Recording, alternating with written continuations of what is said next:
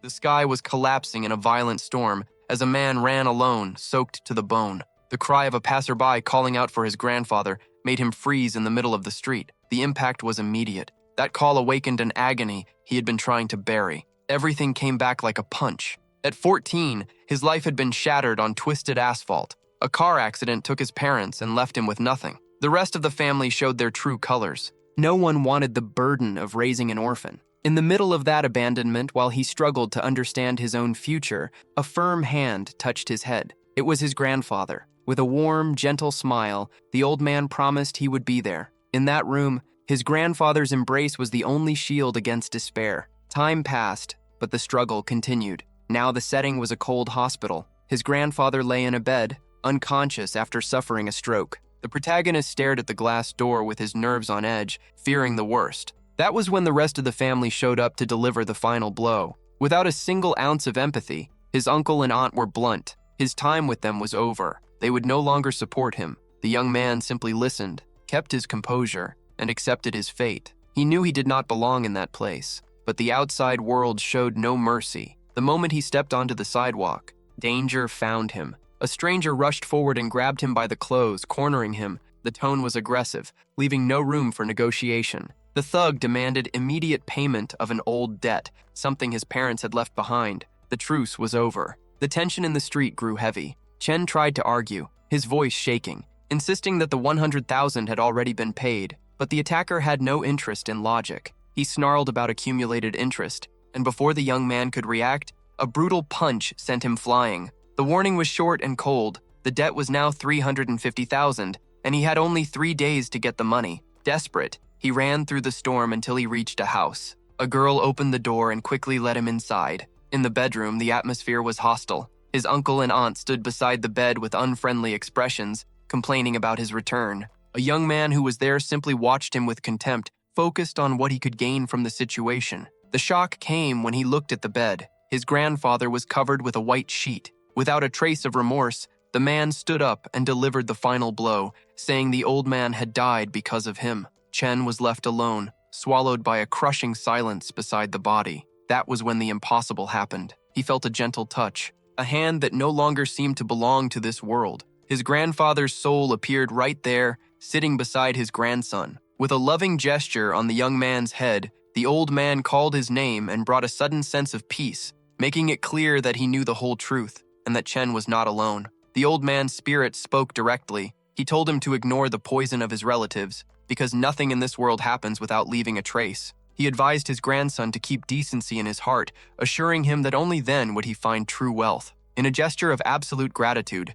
Chen fell to his knees before the bed, before stepping back into his brutal reality. Night fell, and the scene shifted to the noise and flashing lights of a nightclub. Now working as a waiter, Chen balanced trays and served wine in heavy, suffocating environments. As he entered one of the VIP rooms, he ran into a client named Banya, who was surrounded by people and had no interest in conversation, ordering the young man to leave immediately. As he walked away, Chen heard the commotion of a man arriving with news for Banya. The man bragged about capturing a female student and keeping her locked inside a fitting room as if she were a trophy. Disgust rose in Chen's throat. He realized those rich men were the same kind of scum as the debt collectors who had vandalized his house with paint. The pressure was suffocating. Chen remembered the insane promise he had made to the thug, to pay 350,000 in just 2 months. He felt like a fool for accepting such an impossible deadline. Lost in his thoughts, he felt a sudden tap on his shoulder. It was Sands, the manager, demanding speed and asking whether the orders had been delivered.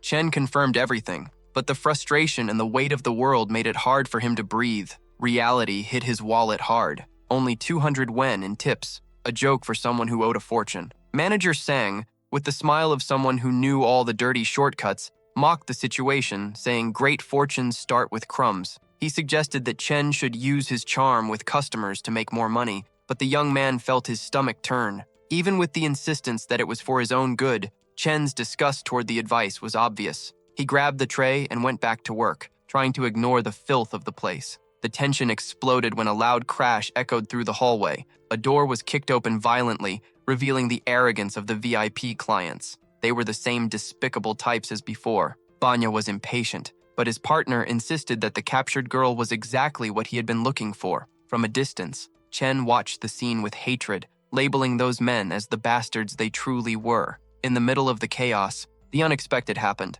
A girl in a red dress appeared and walked straight toward the protagonist. She hugged him, acting as if they were close and slightly drunk from alcohol. Calling him by name, she created the perfect distraction and gave the order that would change everything. In a conspiratorial tone, she asked him to retrieve her purse that had been left in the fitting room, the exact place where the other young woman was being held captive. Whether he wanted to or not, Chen was being pushed straight into the center of danger. Xiaoli put on a show of arrogance, accusing Chen of hitting on her just to impress her friends. The group burst into laughter, mocking the waiter's shyness, while he hurried down the hallway, boiling with anger at being treated like a doormat. He swore to himself that this humiliation would not go unanswered. In the rush to get the purse, Chen accidentally bumped into a client. The man exploded, shouting at him to watch where he was going. As he stammered an apology, Chen's eyes caught a terrifying scene through a half-open door. Inside, a girl was tied up, her eyes overflowing with panic and tears. The shock was interrupted by the attacker's shouts, demanding that he get out immediately. Van and his partner entered the room, locking the door to make sure no one interrupted their fun. Inside, the young woman struggled against the ropes and the gag in a desperate attempt to be saved, while the two scumbags celebrated the beauty of their captive and prepared for the worst. Chen stood frozen in front of the closed door, carrying the weight of a decision that could change his life. Van lunged at the girl with a sick smile, promising a kindness that only filled her with terror. She begged him to stop, desperately trying to use her father's name as a shield, but the attacker only roared that no one was coming to save her. The sharp crack of a cowardly slap echoed through the locker room, signaling that the nightmare was about to begin. Outside, Van's accomplice blocked the entrance, taking a drag from his cigarette with complete indifference to her suffering. He stared at Chen with contempt, ordering the waiter not to dare step through that door. The atmosphere was pure hostility. Chen felt his stomach twist. He compared that human trash to the debt collectors who had vandalized his house,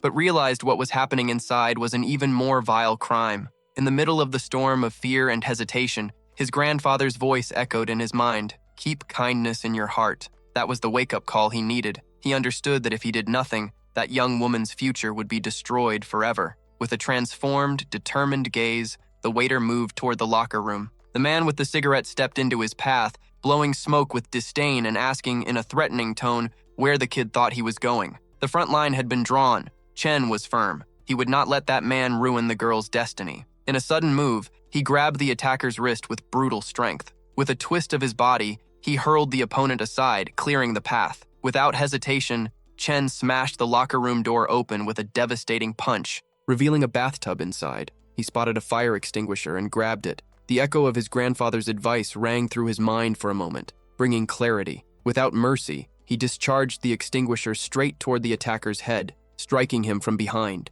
The young woman, shocked and unable to understand the chaos, trembled under Chen's stern and intimidating gaze. The tension thickened. She shouted for him to run, trying to bolt out of the room. On the floor, the injured man tried to grab her leg to stop her escape, but she managed to break free into the hallway. As she ran desperately among the other customers, the attacker regained his senses, screaming for someone to stop her. The girl looked back one last time, promising to get help before disappearing into the chaos of the establishment, where Van's name was already spreading as someone who had just left. The situation escalated to a deadly level. The enemy reached into his pocket, possessed with rage, shouting that Chen had dug his own grave. A shining knife flashed into view. In the middle of the standoff, an unknown figure appeared behind him. Chen felt the impact before he saw the strike. Van drove the blade deep into the protagonist's back. The hit was brutal. Van staggered backward, letting out a hysterical scream of terror. An accomplice shouted beside him,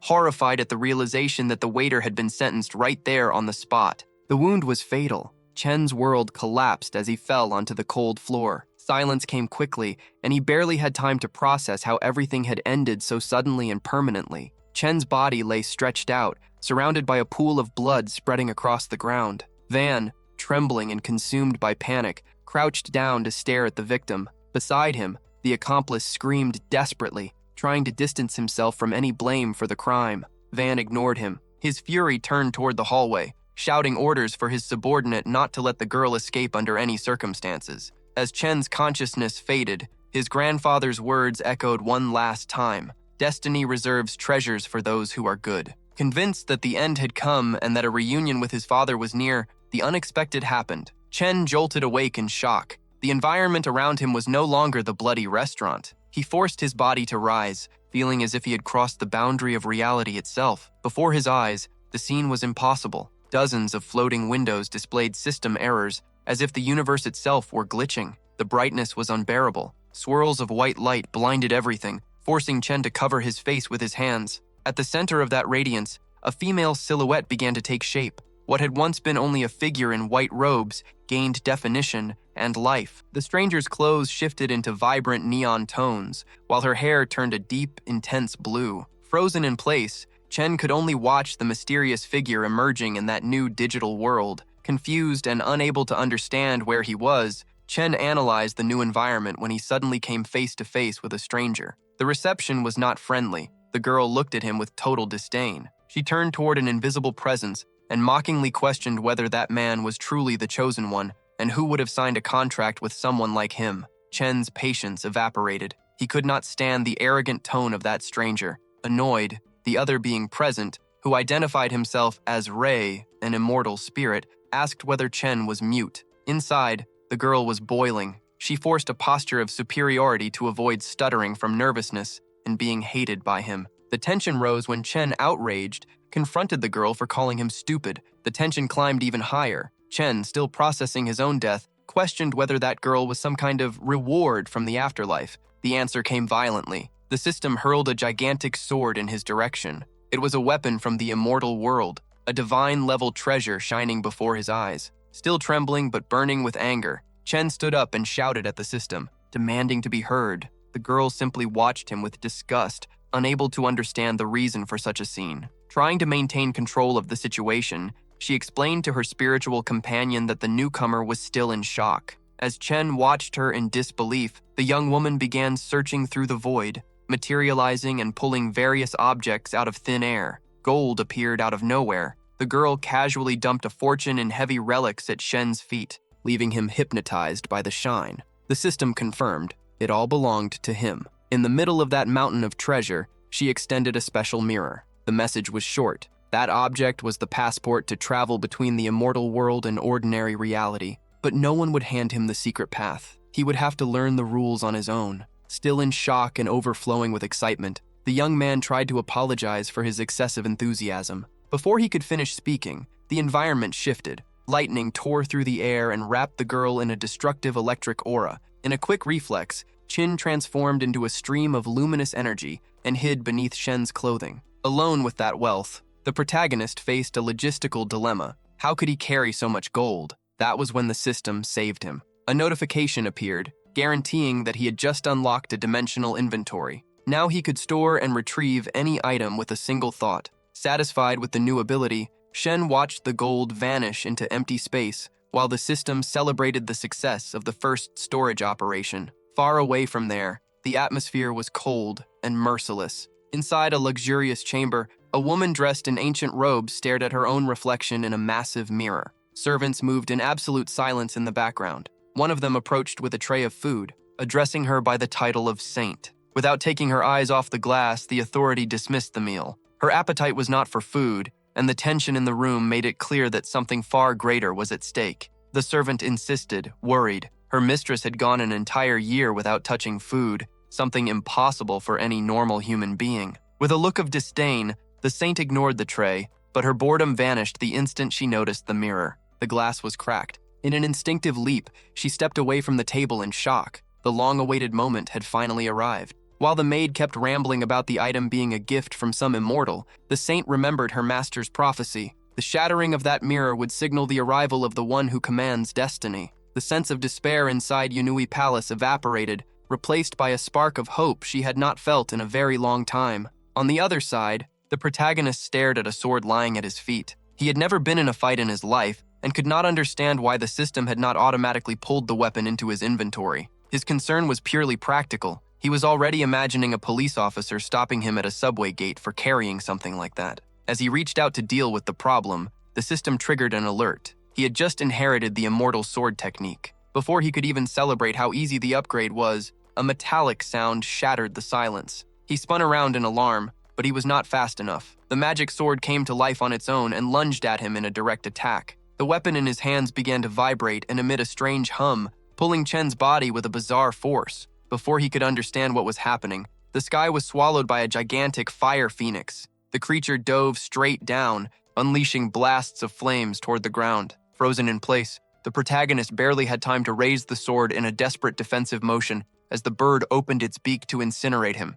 The impact came, but the shock was even greater. He blocked the attack. In the middle of the chaos, the system flashed before his eyes, and the girl's voice echoed, ordering him to use the appraisal skill. The display lit up, revealing the opponent's status. It was a B fan, ranked 177th on the leaderboard. Fear hit hard, and Chen shouted when he saw the level of the monster charging at him. Beside him, Sin appeared flying and quickly lost her patience, yelling at him to attack immediately and take the creature down. He still doubted that a blade could cut through living fire, but she insisted. With the immortal sword art, he was untouchable. That was when it clicked. Chen remembered that the worst had already happened. He had already died once. Fear gave way to aggressive determination. He planted his feet firmly, raised the sword with both hands above his head, and channeled all his strength. With a battle cry, he accepted the system's challenge and went all in against the predator. The phoenix's trail shot past Chen like lightning, and the impact was immediate. The system triggered level-up notifications as he collapsed. On the ground, a shower of magical items and the coveted shadow crystal appeared as rewards. He tried to meditate to process the chaos, but exhaustion took over. The world spun, his vision darkened, and he passed out. When he opened his eyes, the ceiling was familiar. Chen jumped up, recognizing his own room in the rented apartment. The silence and the ordinary surroundings suggested everything had been a hallucination, but the doubt vanished the moment he felt the mattress. There, solid and real, was the magic mirror. It wasn't a dream, a female voice said. Sitting right there, casually touching up her makeup as if nothing were unusual, was the woman from the palace. Chen nearly fell out of bed in shock, demanding to know who the intruder was. She responded only with a look of deep contempt, while the system confirmed the activation mission was complete and the rewards were being released. The phone on the nightstand vibrated, interrupting the tense moment. Chen grabbed the device, and his jaw dropped. A banking notification confirmed a deposit of 1 million yuan. Beside him, the visitor watched his reaction with disdain, warning that the easy part was over. Now he would have to train hard to handle what was coming next. The woman delivered her ultimatum. He needed to train twice as hard to be useful in the future. With a sharp shout of encouragement, she simply vanished into thin air, leaving Chen alone with the phone in his hand. He stared at the screen, realizing that bank balance was his ticket to freedom from debt. The moment of peace did not last long. Someone started pounding on the front door with fury. The intruder shouted that he would tear the place apart if necessary before kicking the door open. Chen remained standing in the center of the room, staring at the debt collectors with cold contempt. The thugs froze. They were in shock because the rumor on the streets was that Chen had been executed by Wang Yu, with witnesses and everything. As soon as the leader regained his composure, he demanded immediate payment. Without raising his voice, the protagonist simply asked for the total. Chen's confidence unsettled the group. No one could understand how that man, who was supposed to be dead and broke, could possibly pay a single cent. He announced the exact amount, 350,000. The collector, still convinced it was a bluff, held out his phone for the transfer. Chen completed the transaction with a furious look, paying everything in one shot. The man could barely believe the payment confirmation on his screen. While the thug celebrated the unexpected luck, a lingering suspicion remained. He could not shake the feeling that the kid had a hidden card up his sleeve that he had not yet discovered. The gang leader tried one last threat, growling that any tricks would come at a heavy cost, but Chen simply shrugged. The money was already in the account, and the matter was finished. Furious and confused about how the boy had managed to pay even the interest on old loans, the collector tried to step forward, but Chen jumped back with a warning shout, preventing any contact. Not understanding anything but satisfied with their pockets full, the henchman backed off and left. Alone and finally at peace, the protagonist stared at the magic mirror. He tested his luck out loud, wishing to travel to the world of immortals. The object reacted instantly, firing beams of light that blinded him. When his vision returned, the apartment living room had vanished. In its place, the colossal gates of a purple palace rose before him. The system quickly activated, mapping his status and granting access to the digital marketplace. Chen took a quick look at his inventory and balance. The remaining 650,000 yuan appeared there, proving that his fortune existed in both worlds. The problem was the prices. Everything in the shop was absurdly expensive, which meant he would need strategy to survive outside those walls. Suddenly, his appearance was rewritten. The ordinary outfit gave way to the majestic robes of an immortal master, and a heavy sword appeared in his hands. Feeling power rushing through his veins, Chen couldn't hold back his excitement. He dashed through the palace gardens at high speed, sensing that the game had finally begun. Without hesitation, he crossed the main gates, ready for whatever came next. Sword in hand, the protagonist rushed onto the road, shouting that his time had arrived. The journey began on the shore of a lake, where he prepared his final meal before diving headfirst into the territory of the immortals. The trial by fire came on the very first day, a brutal clash against giant porcupines that left his robes in tatters. On the second day, he managed to steal the fruit of immortality, which triggered a frantic chase by beastly guardians that only ended at midnight. The third day was pure bad luck, or maybe good luck. He plunged into a river and, while nearly drowning, the water he swallowed awakened his spiritual veins. On the fourth day, the challenge was the Shadow Gecko. The battle became a turning point that unlocked brand new abilities in his arsenal. On the fifth day, he took refuge in a cave, deciphering the laws of that world through ancient paintings on the walls. By the sixth day, he had already mastered survival, patching up his own armor and robe. At the end of that chaotic week, Chen allowed himself a brief moment of rest. Lying on the ground, he enjoyed a piece of fruit while processing everything he had learned. The peace lasted only seconds. A strange noise made him jump to his feet. Someone, or something, was approaching. Chen activated his introspection ability,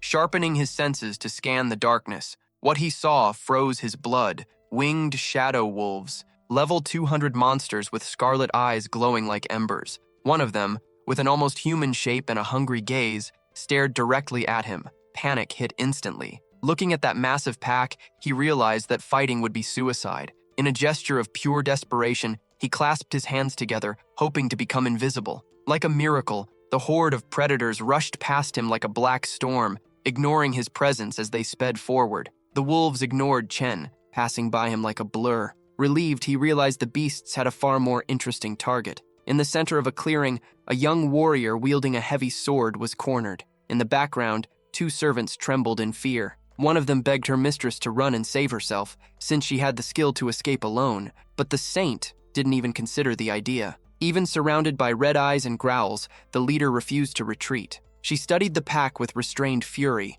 making it clear she wouldn't abandon anyone. In an explosive move, she ignored the pleas for safety and launched into the offensive. Leaping between the beasts, the warrior began striking with technical aggression, prioritizing the protection of her subordinates over her own life. The fight escalated quickly. With a powerful spin, she drove the blade into one of the wolves' arms, spilling blood onto the forest floor. The hatred in her voice was obvious as she ordered the creatures to die already. In a burst of speed, she broke through one predator's defense, taking it down with a precise slash. The beast's howl of agony echoed through the woods, signaling that the hunt had turned into a bloody battlefield. The warrior never stopped moving, focused on a single goal: buying time. She knew that only the Great Elder had the power to wipe out that pack, so she had to hold on at any cost. With a heavy strike, she tried to split one of the wolves in half, but the beast blocked the blow with its claws, producing a metallic crack in the air. The sacrifice was for the Yunui Palace, and she spun her blade frantically to repel attacks coming from every direction,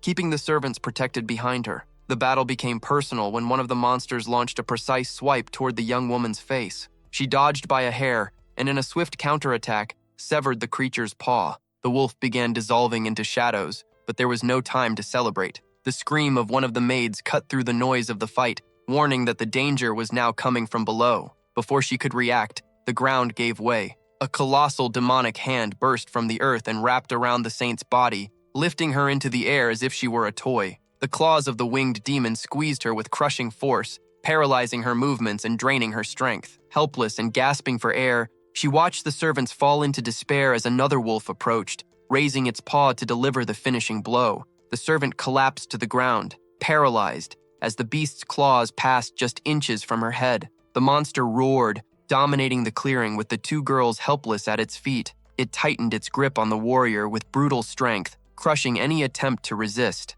Feeling her life slipping away, the saint closed her eyes and accepted the end. The fatal strike never came. Out of nowhere, a heavy blade sliced through the air, followed by a massive spear that struck the monster directly, forcing it to release its captive. Stunned, the girl looked up, trying to understand who possessed such power to intervene. In the sky, floating with an aura of authority and a battle bow in hand, stood Chen. The protagonist looked at the scene with a mix of boredom and duty. He knew risking his life there might be a thankless effort, but he didn't hesitate. Wielding the sword of the immortal world, he dove from the heights like a meteor, crashing straight into the horde of predators. The saint watched everything in shock. Judging by his robes, he looked like someone from the upper ranks of Yunui Palace, but she had never seen that face before. While she tried to process the identity of her savior, Chen was already in the middle of the massacre, slicing through the wolves with terrifying precision. The system kept ringing non-stop. Level up confirmed and a new skill, the Shadow Wolf Tail,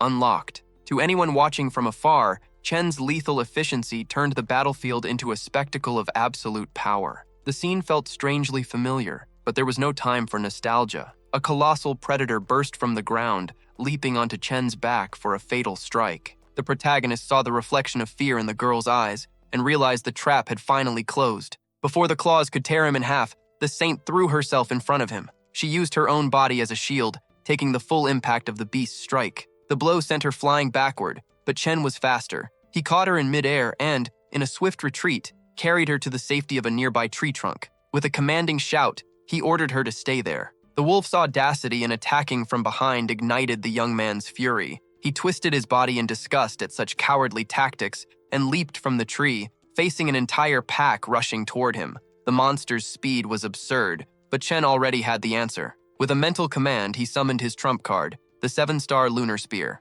Holding the magical artifact, he spun it in a whirlwind of energy before preparing the final throw. He roared at the predators, making it clear that no matter how strong they were, he despised those who preyed on the weak. The spear cut through the air like a comet. The impact was devastating. A deafening explosion swallowed the wolves, while the system notified an immediate increase in all his attributes. In the trail of smoke, figures appeared among the trees. Elite reinforcements had just arrived in the forest. Reinforcements finally emerged from between the trees, running toward the saint. Old Lao led the group, visibly tense and shouting orders at the top of his lungs. He was furious that the young Lan Lao had risked herself in dangerous territory without proper escort, and he demanded that everyone pick up the pace for the rescue. Meanwhile, in the clearing, Chen was finishing the job. The last shadow wolf fell dead at his feet. The protagonist celebrated the victory as reward notifications appeared. He had obtained the beast's rare hide and the legendary fen wings.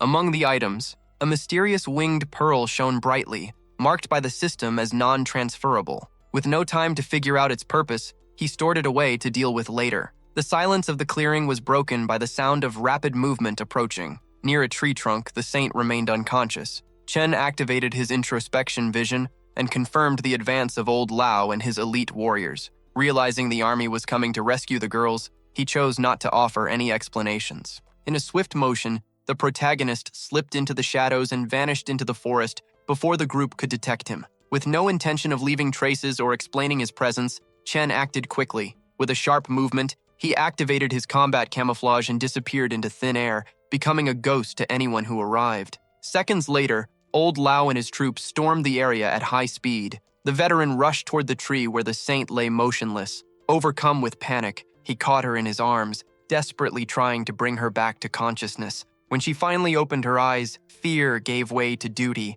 The young woman assured him she was fine, but warned that Jiang and Zhao Er were in critical condition and needed immediate help. Hidden behind a tree trunk, Chen watched the scene unfold. Satisfied to see that the official rescue had taken control, he relaxed. There was no longer any reason to stay. He pulled out the magic mirror and, with a silent command, stepped through the portal back to his reality, disappearing from the world of immortals in the blink of an eye. In the forest, the rescue group remained behind, processing the trail of destruction left by the invisible savior. Lan and Zhao exchanged confused glances, sensing that something extraordinary had just happened, while the saint remained lost in thought, staring at the sky as if searching for the answer to who the mysterious warrior was. Back in his apartment, the atmosphere was completely different. Chen stepped out of the shower, drying his hair with a towel and feeling the weight of the week of battles finally leave his body. Standing before the ordinary bathroom mirror, he looked at his own reflection, savoring the silence of home after surviving the chaos of another dimension. Facing the mirror, Chen could hardly believe what he saw. The frail body had been replaced by defined muscles and a sculpted abdomen. The transformation was complete. He examined himself from head to toe, trying to understand why the world of immortals had chosen him, concluding, with a touch of humility, that his very essence must have caught the attention of the heavens. A knock on the door interrupted his admiration. It was Tian Tian, the delivery girl, who froze when she saw Chen wearing nothing but a towel. She looked as if she had just seen a celebrity, shocked by the drastic change in the young man's appearance. To downplay the moment, Chen casually mentioned that he had been training hard lately. Radiant and still a little stunned, the girl handed over the package, wished him a good day, and hurried off, leaving Chen puzzled by her exaggerated reaction. But time was short. He rushed inside, threw his coat over his shoulder, and checked the clock. Today was a decisive day. After his grandfather's funeral, he couldn't afford to be late. Meanwhile, at the top of a luxurious skyscraper, the mood was heavy. Mr. Yu, a seasoned and ruthless businessman, reviewed documents with disdain, surrounded by subordinates who barely dared to breathe. Irritated by the growing influence of the Lin family in business, the boss listened to a dark suggestion from one of his advisors. Perhaps it was time to simply remove Mr. Lin from the path to guarantee total control of the market. Frustrated with the team's mistakes, Mr. Yu slammed the papers onto the table and demanded immediate solutions. The atmosphere in the office was pure pressure. He wanted results on the mission they had been given, emphasizing that it involved his own daughter and that failure would not be tolerated. The subordinates, cornered, assured him that the plan was already in motion and that the outcome would come soon. Meanwhile, night fell under a steady rain at the cemetery. Chen stood silently in front of his grandfather's grave, sheltering himself with an umbrella. He placed a flower on the headstone and made one final prayer,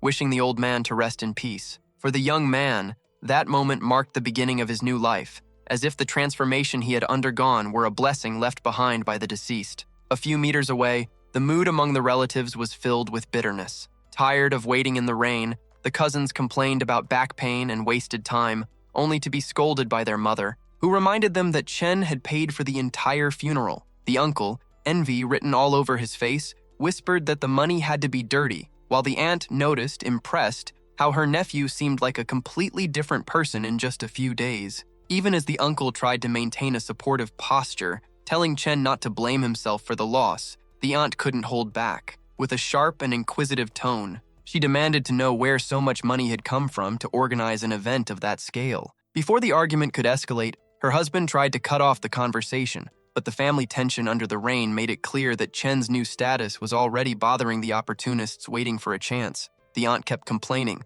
accusing her husband of only thinking about his own family and never managing to sell the old property. To end the discussion, Chen handed her a card containing $100,000. The condition was clear. No one would touch his grandfather's house. Shocked by the amount, she questioned the origin of that fortune, but the young man responded coldly that the money was not inheritance and that the rest was none of their business. Before leaving, Chen made one final request to his uncle, that he take the cousins to spend the New Year holidays at the old man's house. Under the rain still falling at the cemetery, he walked toward the gate, promising his grandfather that he would use his new abilities to build a Dostoy life. Back at the apartment, exhaustion finally hit. Chen collapsed onto the living room floor, but the fatigue quickly turned into satisfaction when he checked the positive balance displayed on the computer screen. Everything was paying off. The silence was broken by voices at the door. When he opened it, he came face to face with a man and a young woman. The girl immediately began to explain herself, making it clear that during their last encounter, she had not abandoned him by choice. Her father stepped in, explaining that his daughter had also been injured by the criminals, and that they had only survived because the police arrived in time. He deeply thanked Chen for protecting Jia, his only daughter, and invited him to a special dinner, promising a reward for his heroism. Chen tried to refuse the invitation, but Jia insisted with a look that completely disarmed him. Seeing the sincerity and enthusiasm from both of them, the protagonist paused and eventually accepted. It was time to see where this new connection would lead. The car stopped in front of an imposing building filled with history. As he stepped inside, Chen was impressed by the vast collection and questioned whether the family truly made a living from the antiques market. The host simply smiled, confirming his interest in the business while guiding the group through the luxurious hallways of the mansion. Before moving on, the man instructed Jia to rest in her room, and she said goodbye to Chen, promising they would meet again soon. The protagonist rode the elevator alongside the homeowner and one of his bodyguards to an isolated room. On the floor, the scene was grim. The The criminal who had caused trouble was completely broken, begging for mercy. Between sobs, the man swore he would never have touched the girl if he had known who her father was. Mr. Yu leaned over the prisoner and presented the situation to Chen as if it were a gift of gratitude. The young man could barely connect that ruined figure to the furious criminal he had faced earlier. With no patience for pleas, the master gave the final order for his subordinate to put an end to the problem. While the situation was handled in the corner of the room by armed men, the host changed his tone, inviting Chen upstairs for tea. The young man decided the best move was to observe and save his questions for later. Once seated in the office, silence filled the space between them. Suddenly, the system interface flashed before Chen's eyes, offering him a new function, the ability to evaluate objects. The game was about to level up once again. The shelves in the office were like a private museum, and Chen's new ability allowed him to see beyond appearances, revealing technical data about each item.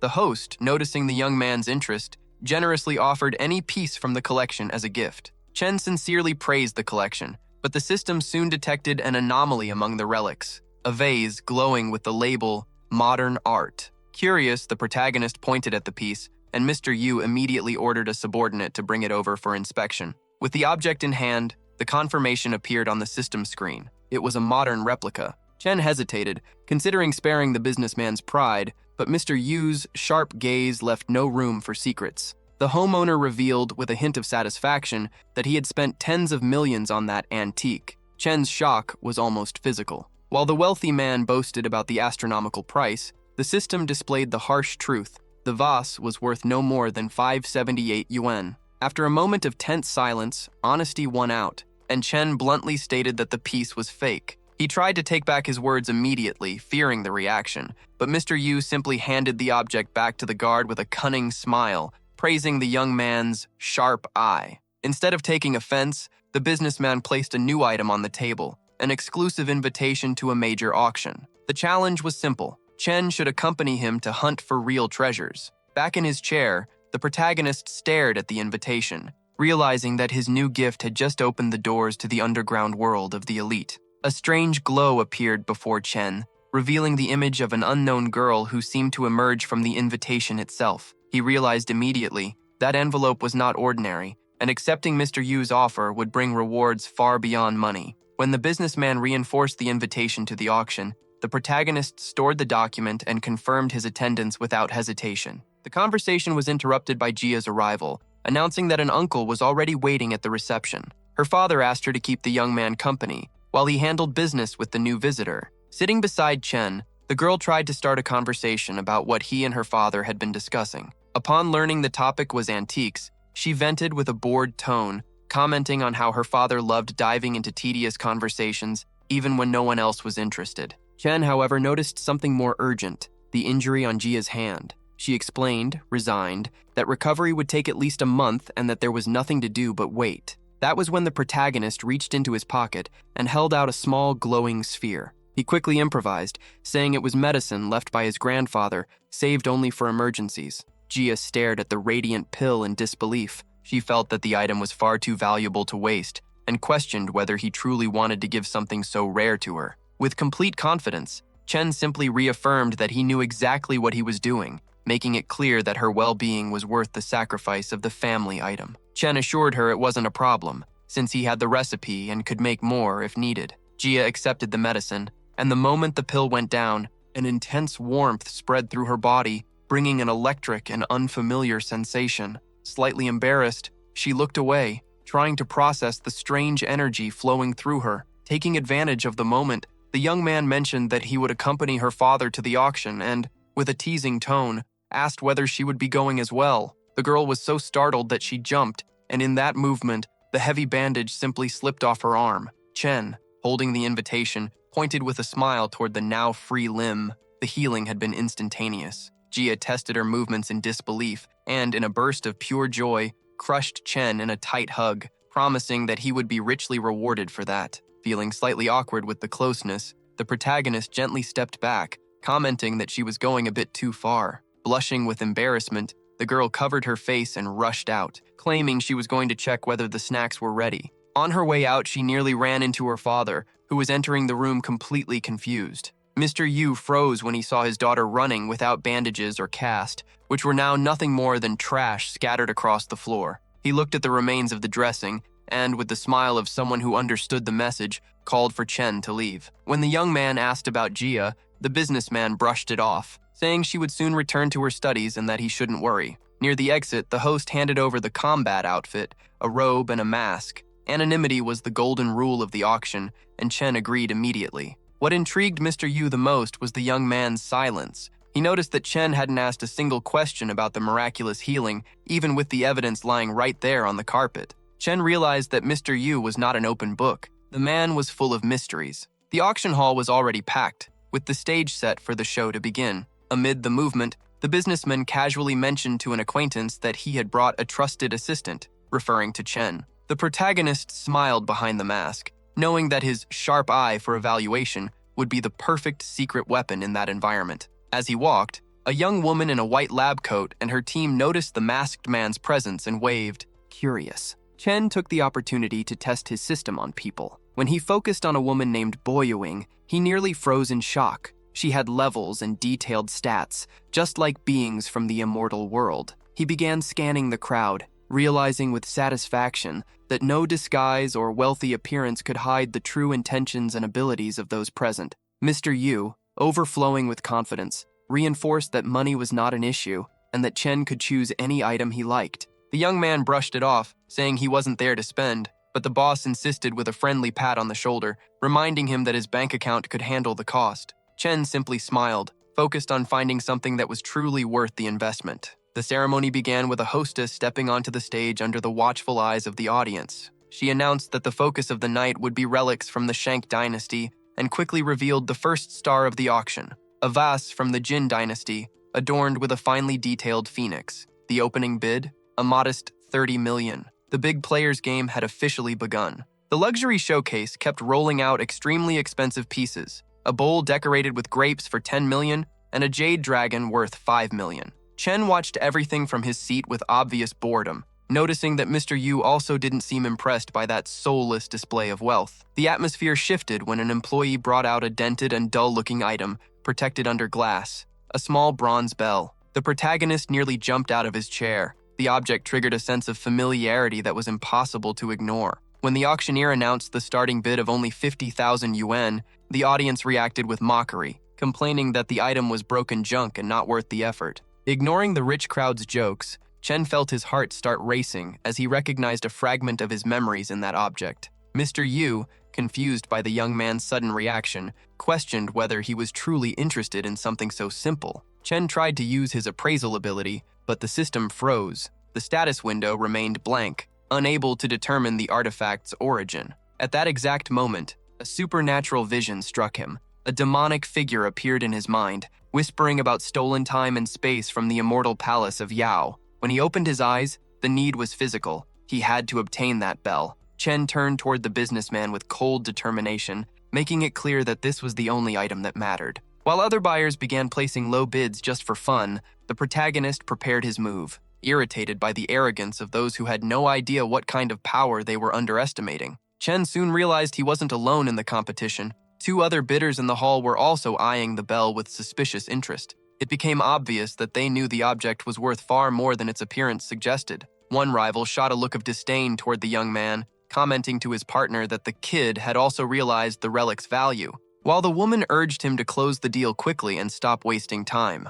The strategy shifted when the competitor called over an employee and presented a box containing a massive green stone, demanding an immediate appraisal to use it as his bid. Mr. Yu explained to Chen that at that level of auction, he would need to offer something of equal or greater value to win the exchange. The protagonist reflected for a second and decided to step into the high-risk game. He signaled to the appraiser and, with complete confidence, offered one of his medicinal pills, claiming that the tablet was capable of curing any illness. The employee hesitated, surprised by the boldness, but took the item for evaluation by the specialists. Behind the scenes, rumors spread quickly. No one could believe that someone would show up with a miracle drug at a high-end auction. Meanwhile, the rival and his companion watched from a distance, nervously waiting for the evaluator's verdict to see who would walk away with the bell. The female competitor kept her eyes locked on Chen, trying to figure out who was hiding behind the butterfly mask. On the other side, the protagonist simply held a faint smile, radiating the confidence of someone who already knew the outcome.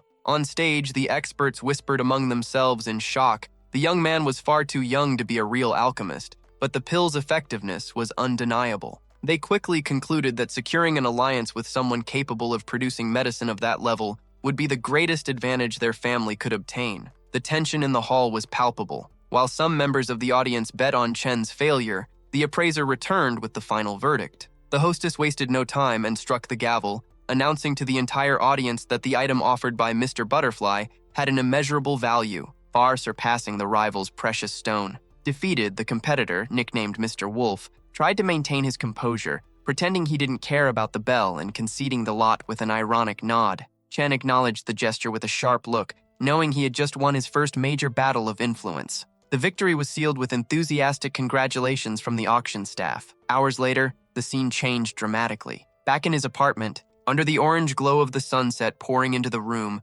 Chen sat on the edge of his bed. The noise of the auction was long gone, and now absolute silence filled the space as he held the bronze bell in his hands. The object, which to everyone else was just scrap metal, pulsed with energy, ready to reveal the secrets connecting him to the world of immortals. The protagonist stared at the metallic artifact, trying to force the system to reveal its secrets, but the interface gave no response. The silence from the technology left him intrigued. Examining the bell from another angle, he noticed a subtle glow and identified runes typical of the immortal realm. That was when the realization hit. The connection between his reality and the divine plane was far more direct than he had imagined. Excited by the discovery that others might be crossing these boundaries, Chen wasted no time. He sat down, entered a meditative trance with the bell and the mirror in his hands, and leaped into the divine world. When he appeared inside the Purple Palace, the surprise was immediate. The bell had traveled with him. Upon activating his special vision,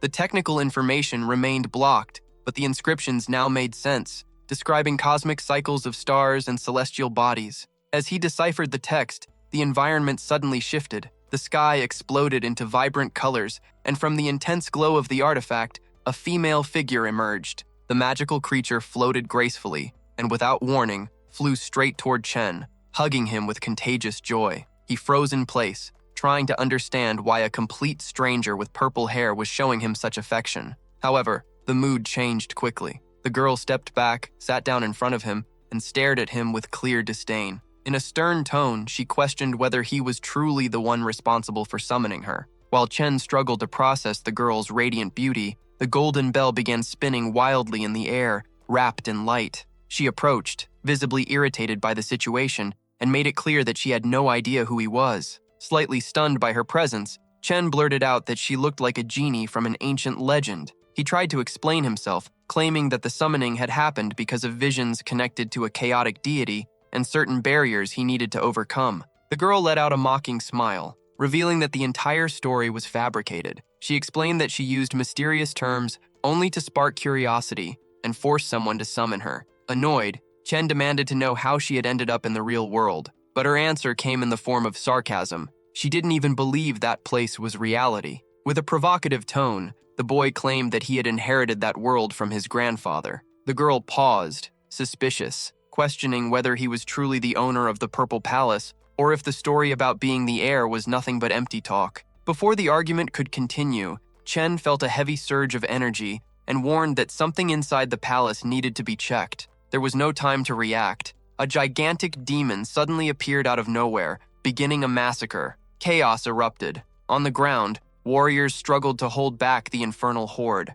A veteran and his allies carved a path through the creatures with blasts of shining lightning. The desperation was obvious. The man shouted to a young girl that the monsters had been unleashed and ordered her to flee to Qinyang to request reinforcements. The news was grim. The Yunhai Palace had been wiped off the map. In the middle of the fight, one subordinate questioned what would happen to them, but the old warrior roared that the priority was to protect Lanao, since the master had entrusted her with the sealing technique. Their escape, however, was cut short by imposing figures that blocked their path. It was Zhang Shun. The group reacted with fury, calling him a traitor for bringing outsiders to invade the palace. Without showing a shred of remorse, Zhang Shun faced his former allies, surrounded by the strangers he had personally guided there. Zhang Shun spat his words with contempt, revealing that he had never felt even a drop of loyalty toward Yunshui Palace. 40 years of deception had been nothing more than a climb up the ranks. Stunned, Lao demanded to know how a worm like him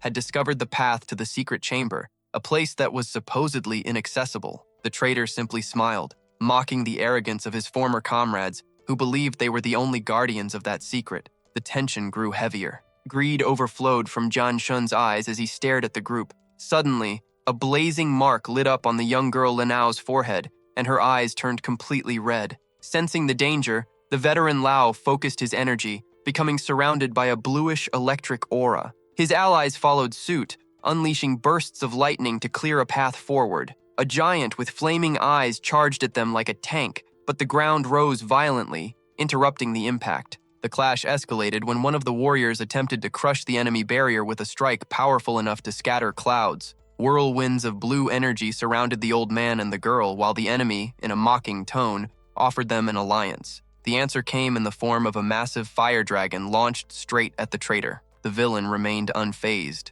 With a brutal motion, he raised his hands and dispersed the flaming beast. Furious, he ordered the girl's immediate execution. Jian Shun advanced toward the old man with a sadistic grin, eager to see how much life force the veteran still had left to burn. Amid the crossfire, the old master realized they wouldn't last much longer. He grabbed the girl, gave her a desperate push, and ordered her to lock herself inside the secret chamber while he held off the pursuers. Linao leaped onto a safe platform on the mountain and, looking back in terror, shouted for the man who was willing to give his life for her. The girl ran for her life, her heart pounding in her throat while chaos exploded behind her. Jian Shun moved in for the final strike against the veteran, but Lao refused to surrender. In a swift act of concentration, he summoned chains of white water that burst from the ground in violent whirlpools, striking the masked warrior who was attempting to flank him. Jian Shun braced himself against the crushing pressure of the water and, with an explosive leap, tried to strike the old man from above. Lao reacted in time, blocking the sequence of attacks with his bare hands, ensuring that the young girl gained distance. She didn't stop running until she reached a gigantic wall covered in magical symbols. The moment she stretched out her arm to activate the seal of the passage, a colossal fighter appeared out of nowhere and threw a brutal punch meant to crush her. The impact echoed sharply, but the girl vanished in a burst of flames before the blow could land. Jian Shun arrived moments later and informed the giant that the defense mechanism of the secret chamber would remain locked for days. The brute, furious, insisted that he had felt the strike connect and that she should not have survived. Reality, however, was cruel. The young girl had been thrown into a deep cave, dragged by the force of the impact, until she landed at the center of a mystical pentagram. Outside, the veteran faced the invaders with pure contempt, outraged to see experienced warriors unite to hunt down a single girl. While the conflict raged below, Chen watched everything from the top of a tree, with his new and mysterious companion sitting beside him, wearing a smile that showed she was clearly entertained by the chaos. Chen jumped down from the tree and assured the old man that he was there to save the girl. Upon hearing that, Lao became certain that this was the ally she had been waiting for. With his strength nearly exhausted, the veteran begged the young man to follow her to the secret chamber before it was too late. In one final effort, Lao burst into flames, launching a sphere of red energy from his mouth to clear a path while shouting for Chen to run. Jian Shun watched the scene with disdain, mocking that two youngsters would make no difference. He attempted to intercept them with an aggressive leap, but Chen was faster. He left the branch behind and collided head-on with the villain in midair. The impact was brutal. With a full-force strike, Chen sent Jian Shun flying, smashing his back against the temple stones. Landing near the entrance, Chen was already holding a magical tablet ready for use. His new companion appeared right behind him, praising his fighting skills in an ironic tone. Fallen and bleeding, Jian Shun lost his patience and ordered his subordinates to slaughter the pair immediately. Warriors surrounded the two from all sides, but Chen showed no fear. He took his stance, gathering an intense glow in his hands to repel the first wave of attacks. While he blocked the strikes, the mysterious purple-haired girl touched his shoulder, smiled, and said she wanted to join the fun as well. Chen hesitated, asking if she could handle it, but she simply covered his face with her hand, telling him to shut up and move. Without looking back, Chen dashed toward the girl's hiding place, while his partner ran beside him, swinging the magical bell. At the top of the stairs, Jian Shun could only watch, defeated and unable to move. The enemy refused to accept defeat. Foaming with rage, he shouted that it was impossible for him to be beaten and unleashed the 1,000-sword strike against the fleeing duo. The purple-haired girl didn't hesitate. She hurled her magical bell with incredible precision, striking the villain in the chest and sending him flying from the impact. A burly ally rushed forward to help the fallen leader, complaining that it was shameful to be humiliated by brats. He ordered the other soldiers to stop the intruders at any cost,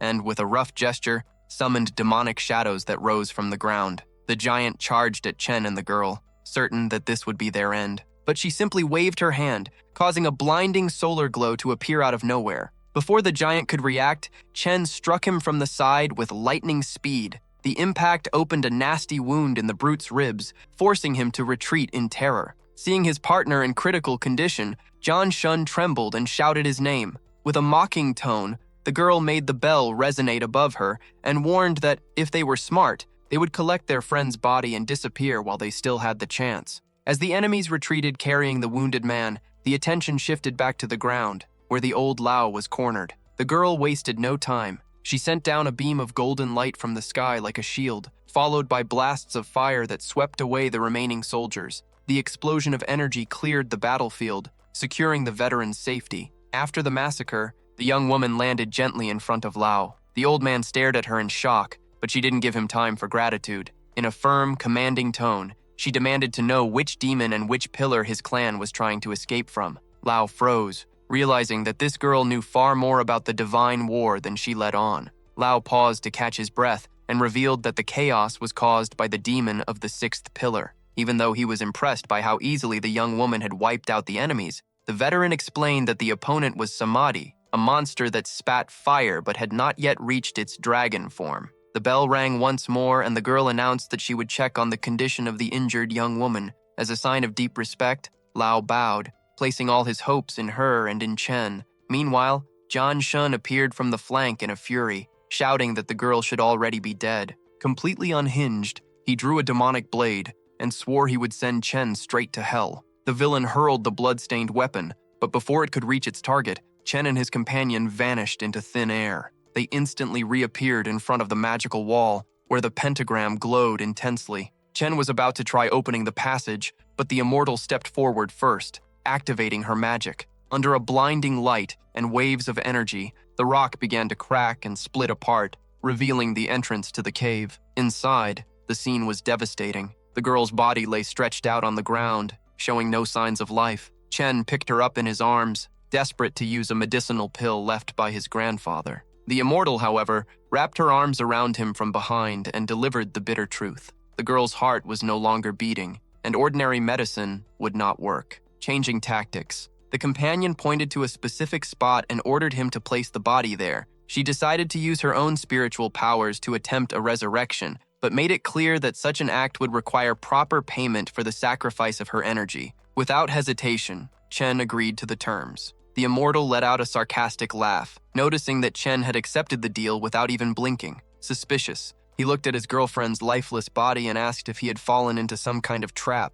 but the answer came with cold mockery. Now it was too late for regrets. The purple-haired girl floated into the air, letting the mystical bell ring above her head. With her eyes closed and arms wide open, she invoked a forbidden spell, whispering that time itself would begin to reverse. The surroundings were swallowed by a blinding glow and trails of spiritual fire as she manipulated the years to run in the opposite direction, forcing life to return to what had been lost. In the middle of that storm of energy, Chen held the immortal, worried about the toll it was taking on her. She hugged him back, assuring him that the girl would wake up within moments, but soon demanded her share of the agreement, pulling him closer while beams of light replenished her own essence. The recovery was obvious. The immortal's vitality overflowed once again. With a relieved smile, Chen noticed that the girl was finally showing signs of life. The saint watched with curiosity as the young woman, after a long silence, suddenly woke up with a jolt. Gasping and in shock, she sat up on the ground,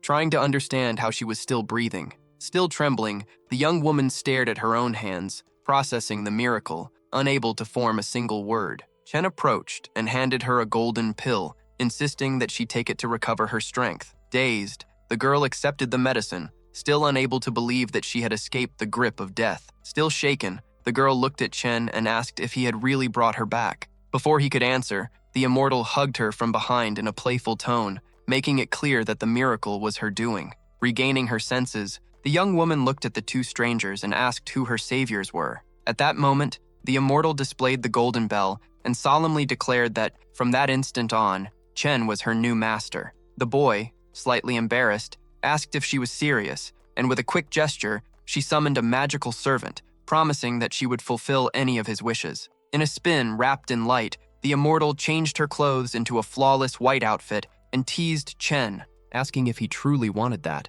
he simply reassured her, reminding her that they still had unfinished business. Meanwhile, the rescued girl watched the scene in shock, thinking the savior was acting far too boldly. She finally swallowed the golden pill and felt an unprecedented wave of life energy flow through her veins. The effect was so intense that her body began to transform and her old clothes tore apart. Dying of embarrassment, she quickly tried to cover herself, apologizing for the state she was in. The immortal, always bold, stepped closer and embraced her, commenting that beauty like hers should never be hidden. Now fully recovered, the young woman bowed before Chen in gratitude and asked about the invaders' whereabouts and the condition of the clan elders. Chen answered directly. The attackers were dead. The immortal added more information, stating that the elders were safe but completely exhausted after the battle. The energy of the fight still lingered as the group rushed toward the palace. When they reached the staircase, the scene was pure horror. Bodies were scattered all along the path. The sanctified young woman froze when she saw the veteran Lao.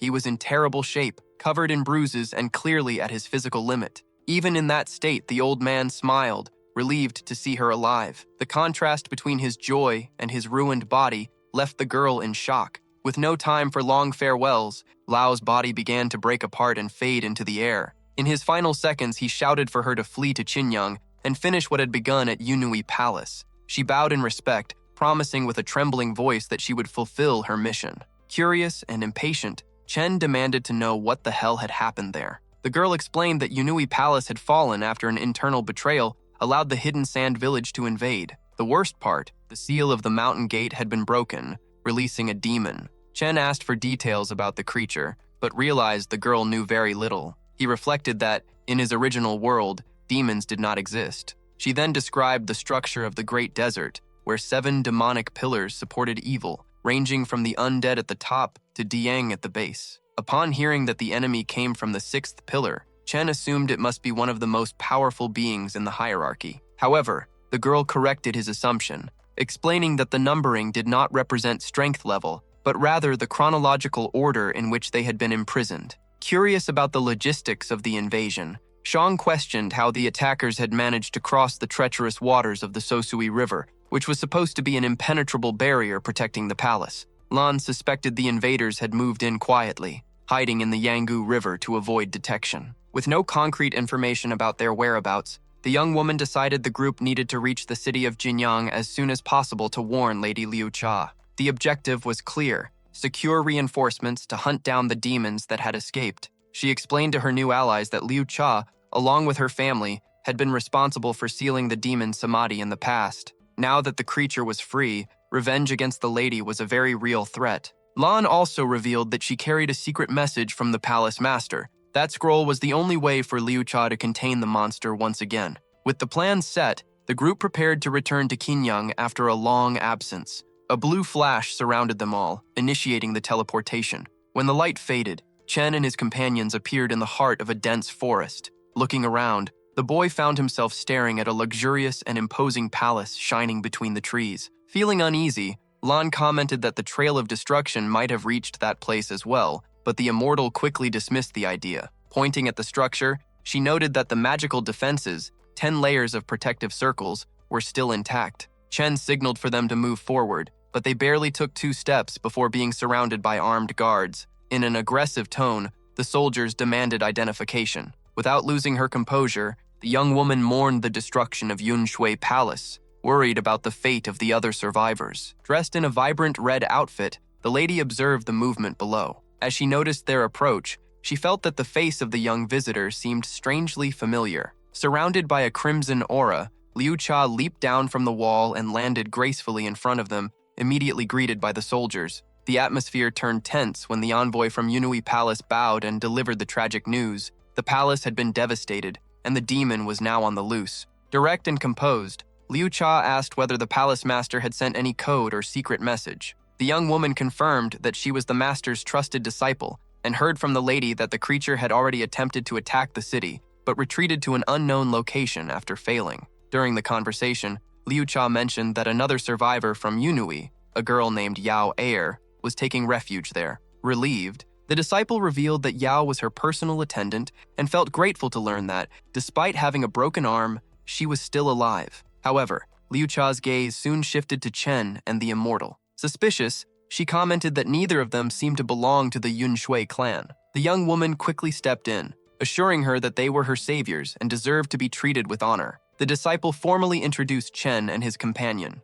As Liu Cha looked directly at the Immortal, a sudden memory flashed through her mind, giving her the feeling that she had encountered that presence long ago. With no time for nostalgia, the lady suggested that everyone head into the city to rest, while she personally focused on reinforcing the region's magical barriers. After giving her instructions, Liu Cha dashed away, leaving Chen and his partner to continue toward the lodging area. The group walked through the bustling market of Qinyang, a metropolis with nearly 3,000 years of history, located near the legendary tomb of Fuxi. It was the beating heart of the southeastern region of the continent. The Immortal looked around with a sense of confusion, commenting that the place was completely unrecognizable. Curious, Chen asked what it used to look like, and she described a scene of abandonment and ruins, with barely anyone around. As they walked, Zong noticed a customer buying a bird and paying with coins that had holes in the center. She grew thoughtful upon realizing that this ancient monetary system was still the standard there. To show off her own wealth, the Immortal materialized a magical gold coin,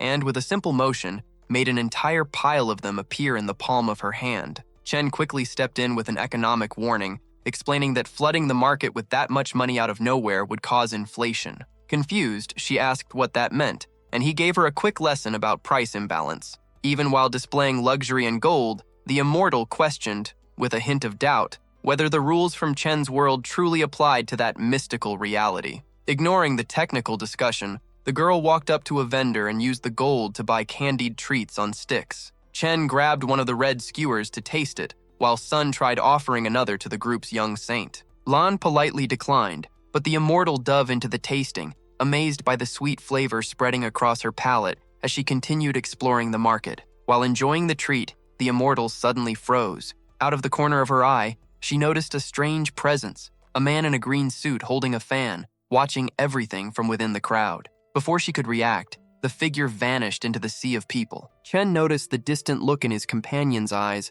and asked what was wrong. With an enigmatic smile, she replied that it seemed she had just run into an old acquaintance, even though she had no idea how that person had ended up there. The group eventually arrived at the city's official residence. Lan, the young saint, quickly said goodbye to her new friends, eager to reunite with her attendant. She rushed through the palace gates like lightning, and upon entering the chambers, embraced Yao tightly. However, the relief did not last long. As soon as she noticed the servant's injured arm, guilt overwhelmed her, and she asked how she had managed to endure such pain. Yao tried to reassure her mistress, saying that the worst had already passed, and soon asked about the palace elders. The atmosphere grew heavy. With sadness in her voice, Lan revealed that the masters had sacrificed their lives so she could make it safely to Qinyang. Sitting down with a distant gaze, Yao declared that if Lan died, she would have a chance to live. Before Lan could fully process the betrayal, Yao drew a blade, and demonic energy surged from her arm. She shouted that all the members of the sect would be hunted down and killed, then lunged at her mistress in a frenzy of rage. With no other choice and driven purely by instinct, Lan reacted. With a sudden motion charged with blazing energy, she delivered a powerful strike that sent the servant flying across the room. The impact proved fatal for Yao's already corrupted body. Gravely wounded, the servant began to dissolve right before Lan's horrified eyes. Within seconds, she vanished completely, leaving behind nothing but a single small purple petal on the floor. Still in shock and holding the last remnant of her servant, Lan heard a suspicious noise coming from the street and rushed outside, fearing that the nightmare was only just beginning. Chaos erupted in the street as Lan, still in shock, ran toward Chen and his companion to make sure they were safe. The protagonist kept his composure, explaining that the Immortal had already sensed the ambush. Hidden warriors were surrounding the palace, and their only option was to strike first. As the group prepared for battle against the mercenaries emerging at the entrance, the Immortal remarked with disappointment that their enemies were still relying on predictable, outdated tactics. The fight barely even started for Chen. From the sky, a trail of red fire tore across the courtyard like a missile, crushing the invaders within seconds. Through the blazing flames, Liu Cha appeared in full authority, landing beside the guests. In a tone that suggested she was merely taking out the trash in her own home, she announced that the mansion's protective barriers were finally active. Now that they were safe, Lan could reveal the secrets of Yunshui Palace. Sensing that the matter was diplomatic, Chen stated that he and his partner would step away for a moment. As soon as they moved aside, Liu Cha raised an absolute isolation barrier around herself and Lan, preventing any sound from escaping. That was when the young saint began speaking in an ancient, mystical dialect. The lady froze upon recognizing the demonic language of her own bloodline. While she processed the revelation about the innate body and the awakening of the 5 colors, Chen and the immortal relaxed at a nearby stone table, being served food. However, the peace did not last long for Chen's companion. Her eyes instantly lit up as she picked up the frequency of the demonic language coming from the red formation.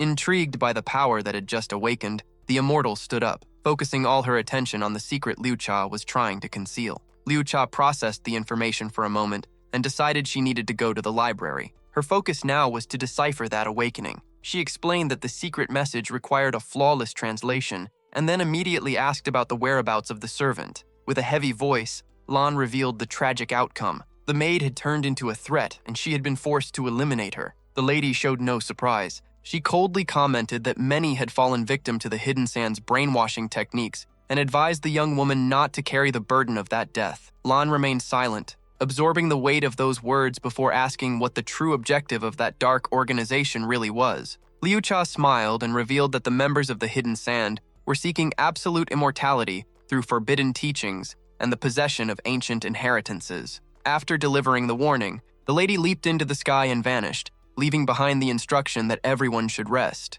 Lan stood motionless, the idea of true immortals echoing repeatedly in her mind. Later, she sought refuge in a hot bath. Submerged in water filled with flower petals, she closed her eyes and allowed her thoughts to drift. Memories of the palace returned with force. She remembered the old master scolding her for falling asleep during her duties, and Yao's gentle voice defending her, saying her mistress had stayed up all night studying. In the memory, Yao hugged her while laughing, encouraging her studies as John and the old master joked about Lan's constant distraction. The scene was peaceful until the memory twisted. The image of the servant stretched out her hand and, in a demonic tone, asked why Lan had not killed her sooner. The shock was immediate. Lan snapped out of the trance in terror, jumping out of the bathtub and letting out a desperate scream that echoed throughout the entire room. Lan's heart pounded as she realized it had all been nothing more than a terrible nightmare. Still gasping for air, she whispered the names of her master and Yaoer, trying to calm herself down.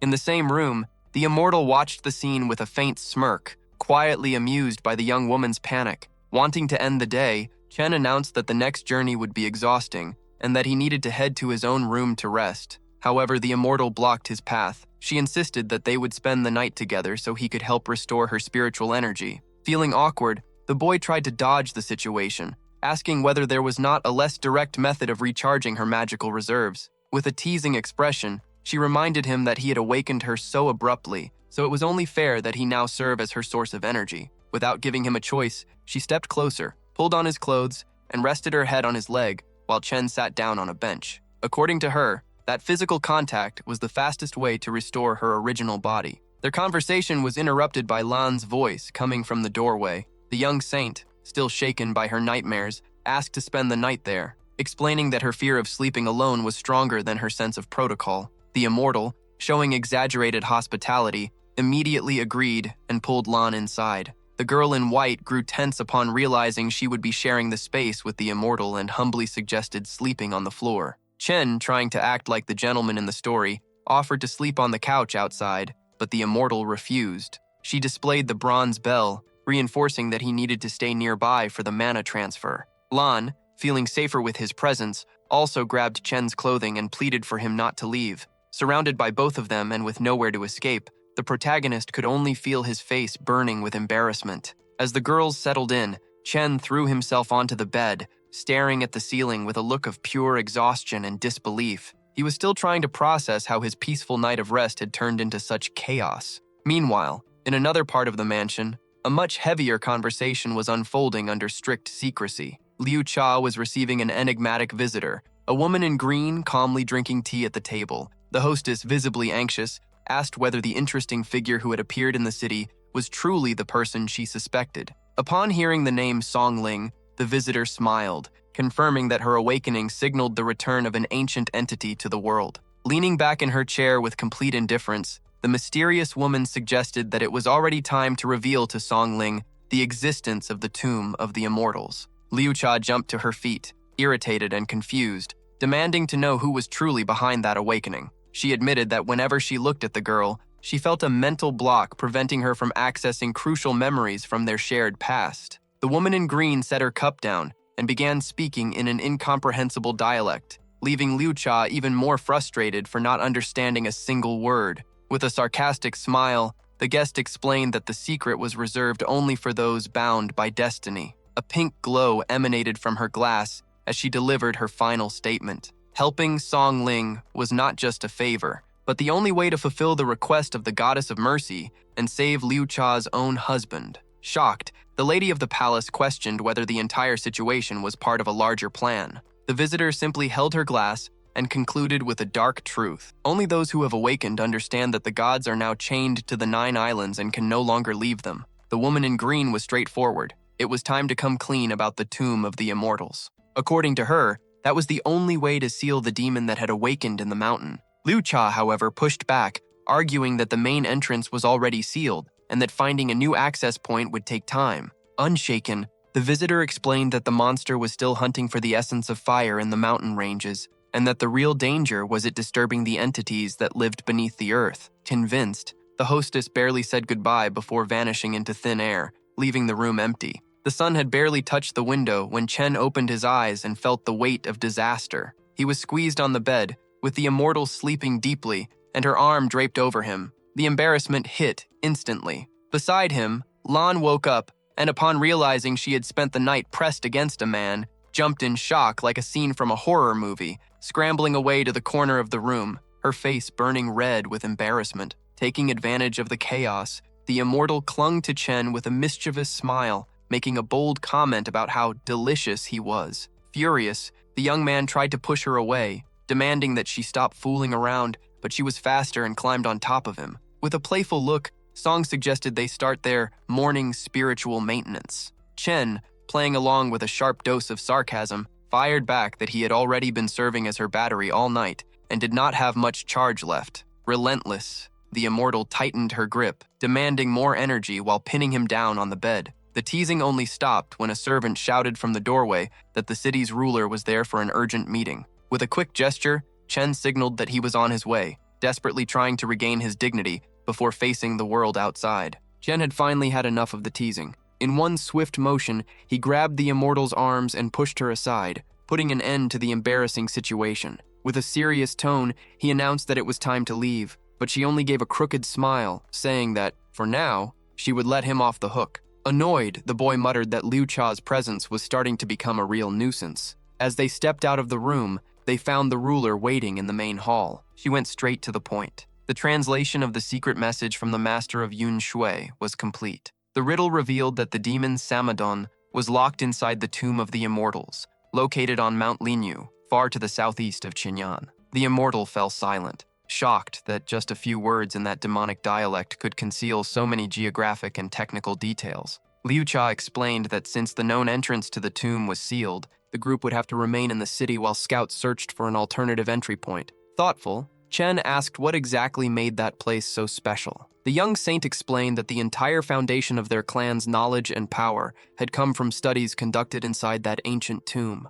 The protagonist gave a subtle smile, as if the pieces of the puzzle were finally falling into place. However, the moment of reflection in the courtyard was interrupted by a metallic sound echoing through the air. Liu Cha reacted instantly, recognizing the ringing of a bell and warning that something serious was beginning. Without hesitation, she dashed toward the noise, and Chen ordered his companions to follow her to uncover the source of the new threat. The moon shone high in the sky when Liu Cha leaped over the walls of the estate, slicing through the air at high speed. From above, she spotted a dark, pulsing mass advancing across the field with a sinister reddish glow. The shock was immediate. The demons had arrived much earlier than expected. A horde of predators with blazing eyes trampled everything in their path, Chen and the girls watched the scene with tension. He quickly identified it as an invasion of underworld beasts. A colossal creature leaped onto a boulder, snarling with a fury that made the ground tremble, while the rest of the pack charged forward in a final assault against the defenders. Without hesitation, Liu Cha took off into the air. Wielding a spear that radiated blinding energy, she dove straight into the center of the enemy army. The impact was devastating. Scarlet lightning streaked across the sky, and a storm of red energy exploded on the ground, sending monsters flying in every direction. Taking advantage of the opening, the fortress commander gave the order, and the cavalry charged into close combat. From the top of the wall, Chen stayed focused. He activated his analytical vision to measure the real threat and realized, to his surprise, that those shadow demons were only level 10. Turning to the immortal beside him, he asked whether she had any additional information about that specific type of creature, while she observed the massacre below with a calculating gaze. The immortal explained that those creatures were offspring of the earth itself, driven by the instinct to devour any living being. The real danger was the domino effect. When one fell, the others absorbed its demonic energy and became even more brutal. Lan, visibly shaken,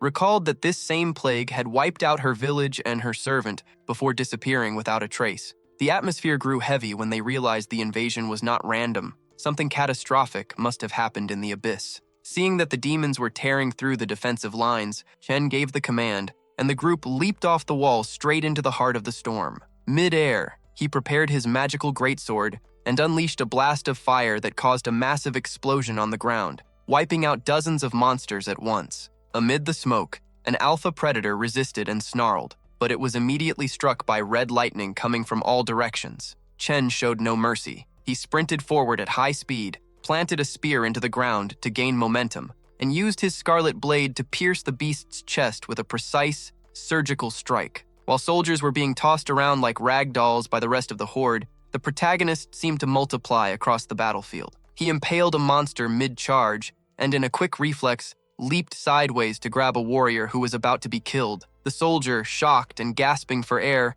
could barely express his gratitude while Chen was already preparing for his next target. The rescued soldier, still out of breath, thanked him for saving his life. Chen barely listened. He simply tightened his grip on the spear and dove back into the slaughter. He executed the spiral strike technique, creating a blue whirlwind that crushed the monsters around him and made the ground crack under the pressure. Even so, the number of enemies did not seem to decrease, which left him visibly irritated. On the flank, Liu Cha sliced through the air, impaling demons with surgical precision. From above, she analyzed the situation with concern. The monsters were saturated with dark energy, a clear sign that samadhi was the source of everything. Suddenly, the ground exploded with a deafening roar. A gigantic claw burst from the earth, followed by an alpha predator growling prophecies about a sea of blood and an age of destruction. Chen charged at the mutants, but as he got closer, his mind suddenly twisted into knots. A sudden vision of a mysterious girl appeared before him, screaming for someone named Tai. The hero staggered, clutching his head in confusion, trying to understand what that hallucination was in the middle of battle. A demon took advantage of the distraction to strike from behind, but Chen regained focus at the last second. With a look of pure contempt, he spun his spear, ready to test the blade against the beast's skull. While chaos ruled the battlefield, the woman in green remained inside the mansion, unaware of the fight outside. She moved pieces on a hidden bookshelf, whispering about red and green lotuses, until a purple artifact suddenly glowed intensely in the darkness of the empty room. Inside the mansion, the woman in green manipulated a mystical artifact pulsing in her hands. As soon as she touched the container, an explosion of light revealed disturbing visions, the ruins of an underwater city and a shattered divine statue. She realized the gravity of the situation. For millennia, that entity had contained the evil across the 9 islands, but with the monument now in pieces, the demonic energy had finally corrupted the abyss. Suddenly, the statue among the ruins opened furious red eyes. The shock was so overwhelming that the flask in the warrior's hands exploded, leaving her soaked and frozen in place as she processed the confirmation that an irreversible awakening had occurred. Meanwhile, the carnage in the forest clearing escalated to another level. A colossal demon, far larger than the common soldiers, fell from the sky, crushing everything below. Liu Cha did not retreat. She leaped toward the mutant, dodging a blast of black energy fired from the monster's mouth. In midair, She counterattacked with her flaming artifact, using her magical sword to repel the dark radiation before diving like a red meteor straight at the beast. Liu Cha unleashed a scarlet bolt directly from her hand, sentencing the creature to death. The monster roared, cornered on the ground, while a sinister blade gleamed from its claws. Watching from only a few meters away, Chen activated his analysis vision to measure the opponent's power. However, the system froze. For the first time, the interface reported that the origin and data of that demon were completely unknown, putting the protagonist on maximum alert. The system finally rebooted with a sinister warning. The enemy was an immortal shadow demon king. The creature possessed the bizarre ability to devour its own allies to regenerate. Chen felt the weight of the threat, but he did not back down. Activating the Thunder Dragon technique, he concentrated all the electricity into his spear and hurled it like a lightning bolt. The weapon pierced straight through the monster's chest, opening a massive hole. The Demon King howled in agony, and its scream became a macabre signal. Instantly, the lesser demons around it began to dissolve, turning into pure energy that was absorbed into their leader's wound. Chen watched in disbelief as the enemy's spiritual cannibalism ability sealed the hole within seconds. Wrapped in a dense, dark aura, the monster dropped to one knee, overflowing with hatred. In the middle of the chaos, Lan came running, trying to use her hands to form a shield, but Chen was faster. He rushed forward and protected her with his own body before the shockwave could strike her. In the sky, Liu Cha held her flaming sword ready, admitting that this type of immortal was the worst kind of threat they could face. The immortal wasted no time and jumped back into the offensive, firing a beam of blazing energy to clear a path. Chen seized the opening and launched himself forward, flying through the air with his sword in hand. The demon tried to crush him with a heavy strike mid-flight, but the protagonist executed a perfect evasive maneuver, positioning himself for the decisive counterattack as the energy of the battle electrified the entire battlefield. Chen pulled back with an acrobatic leap, creating distance before summoning a colossal blue energy dragon that dominated the sky. Using the momentum, he hurled his spear with lethal precision, decapitating the Demon King in one clean strike while gliding through the air. Liu Cha, circling the battlefield with her flaming blade, prepared to incinerate whatever remained of the creature. The victory, however, was a trap. The moment the monster's body burst into flames, a pulsating red core emerged from the wreckage, releasing hordes of new predators that sprouted from the fallen carcass. At the center of the mutation, a darker and far more sinister form rose, surrounded by an aura of blood and pure killing instinct. Liu Cha realized the worst had happened. The creature had evolved. The new demon spread its arms, generating spirals of scarlet energy that violently cracked the earth. Seeing that the situation had spiraled out of control, the ruler immediately ordered a retreat. The cavalry commander shouted for all surviving soldiers to fall back to the city walls. As the soldiers fled in panic, Liu Cha floated down to Chen and his allies. On the ground, the demonic fire did not fade. Instead, it transformed into a blazing shockwave that began devouring the forest in an unstoppable expansion. Chen did not hesitate. With a quick gesture, he summoned a radiant magical blade and plunged straight into the wall of flames. In an explosive advance, he activated the Four Directions technique, launching his flying sword like a heavy projectile. The weapon's impact against the ground halted the demon's advance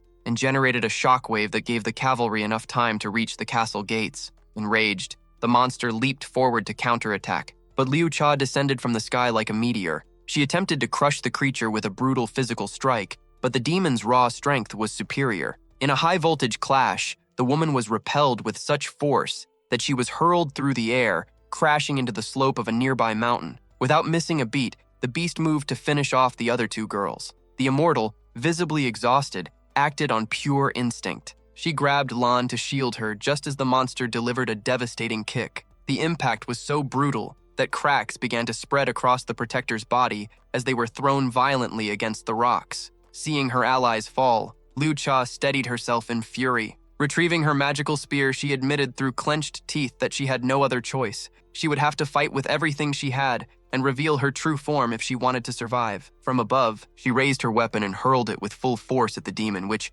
cornered by the crushing pressure, stretched out its hand in a desperate attempt to block the fatal strike.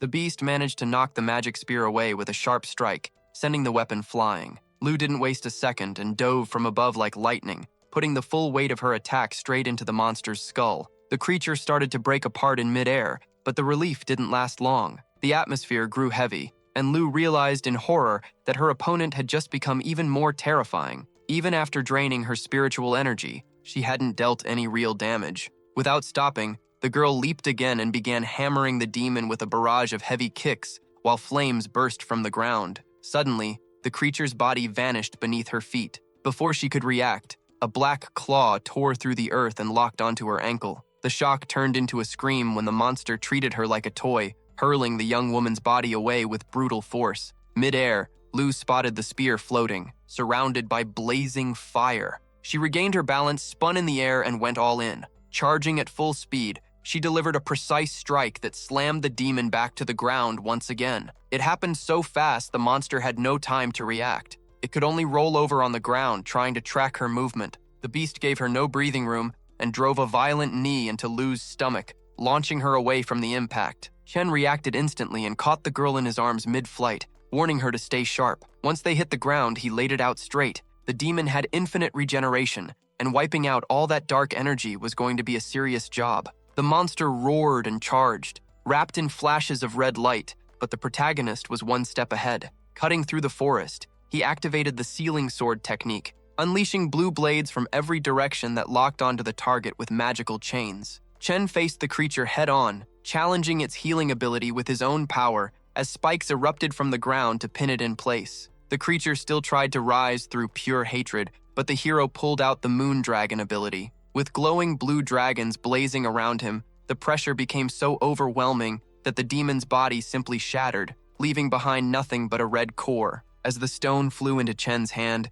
the young woman watched in shock. In that moment, she was certain he was the awakened man she had been waiting for. What impressed her the most was seeing the young man absorb the demon's heart with his own ki as if it were nothing. Their allies realized Chen was pushing himself to the limit, ignoring the danger of the evil ki draining his own life. He made it clear, if he didn't destroy the demon's heart right then and there, all their efforts would be wasted and the monster would return. Without hesitation, he crushed the core with raw strength. A dense energy flooded the area before a blast lit everything up. Chong even prepared to step in with his bronze bell, but what appeared between Chen's fingers was a pure, glowing green stone. Lucha was overjoyed. Watching someone purify that dark energy and turn it into something natural was the final proof that the young man was the chosen one she had been waiting for over countless ages. But while she celebrated, Chen's consciousness was suddenly pulled into another dimension. He found himself in a strange, shadowy parallel world where a massive red flower bloomed right before his eyes. From inside the plant,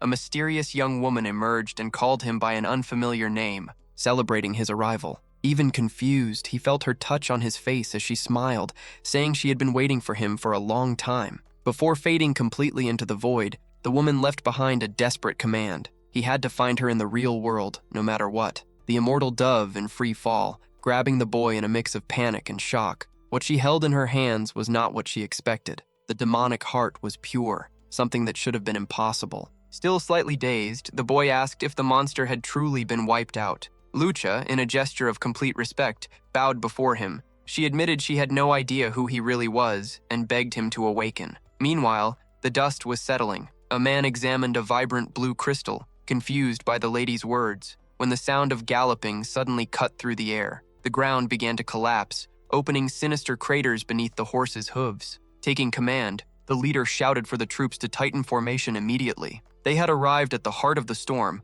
right in the trail of brutal destruction. Near the mayor's mansion, a crowd gathered in the streets to witness the damage. In the middle of the commotion, the protagonist stood up, his fingers gripping a magic stone. The mood shifted inside the luxurious quarters they were given. Sue was left speechless by the level of luxury, but Chen didn't even blink. Completely mesmerized by the glow of the object in his hands, the girl couldn't hold back her curiosity. She stepped closer, almost invading the young man's personal space, and asked what was so special about that crystal. The protagonist wanted to know the price of the relic. Sho picked up the stone, explaining that it was condensed potassium jade, an absolute rarity that had nearly vanished after the heavenly tribulation ravaged the world. The conversation was interrupted by knocks on the door. A servant entered, bowing as he announced that the banquet was ready. The hero lit up instantly, jumping from his chair and calling his girlfriend to come along. Liusha, smiling from ear to ear, could only think about the food waiting for them. The banquet hall was packed.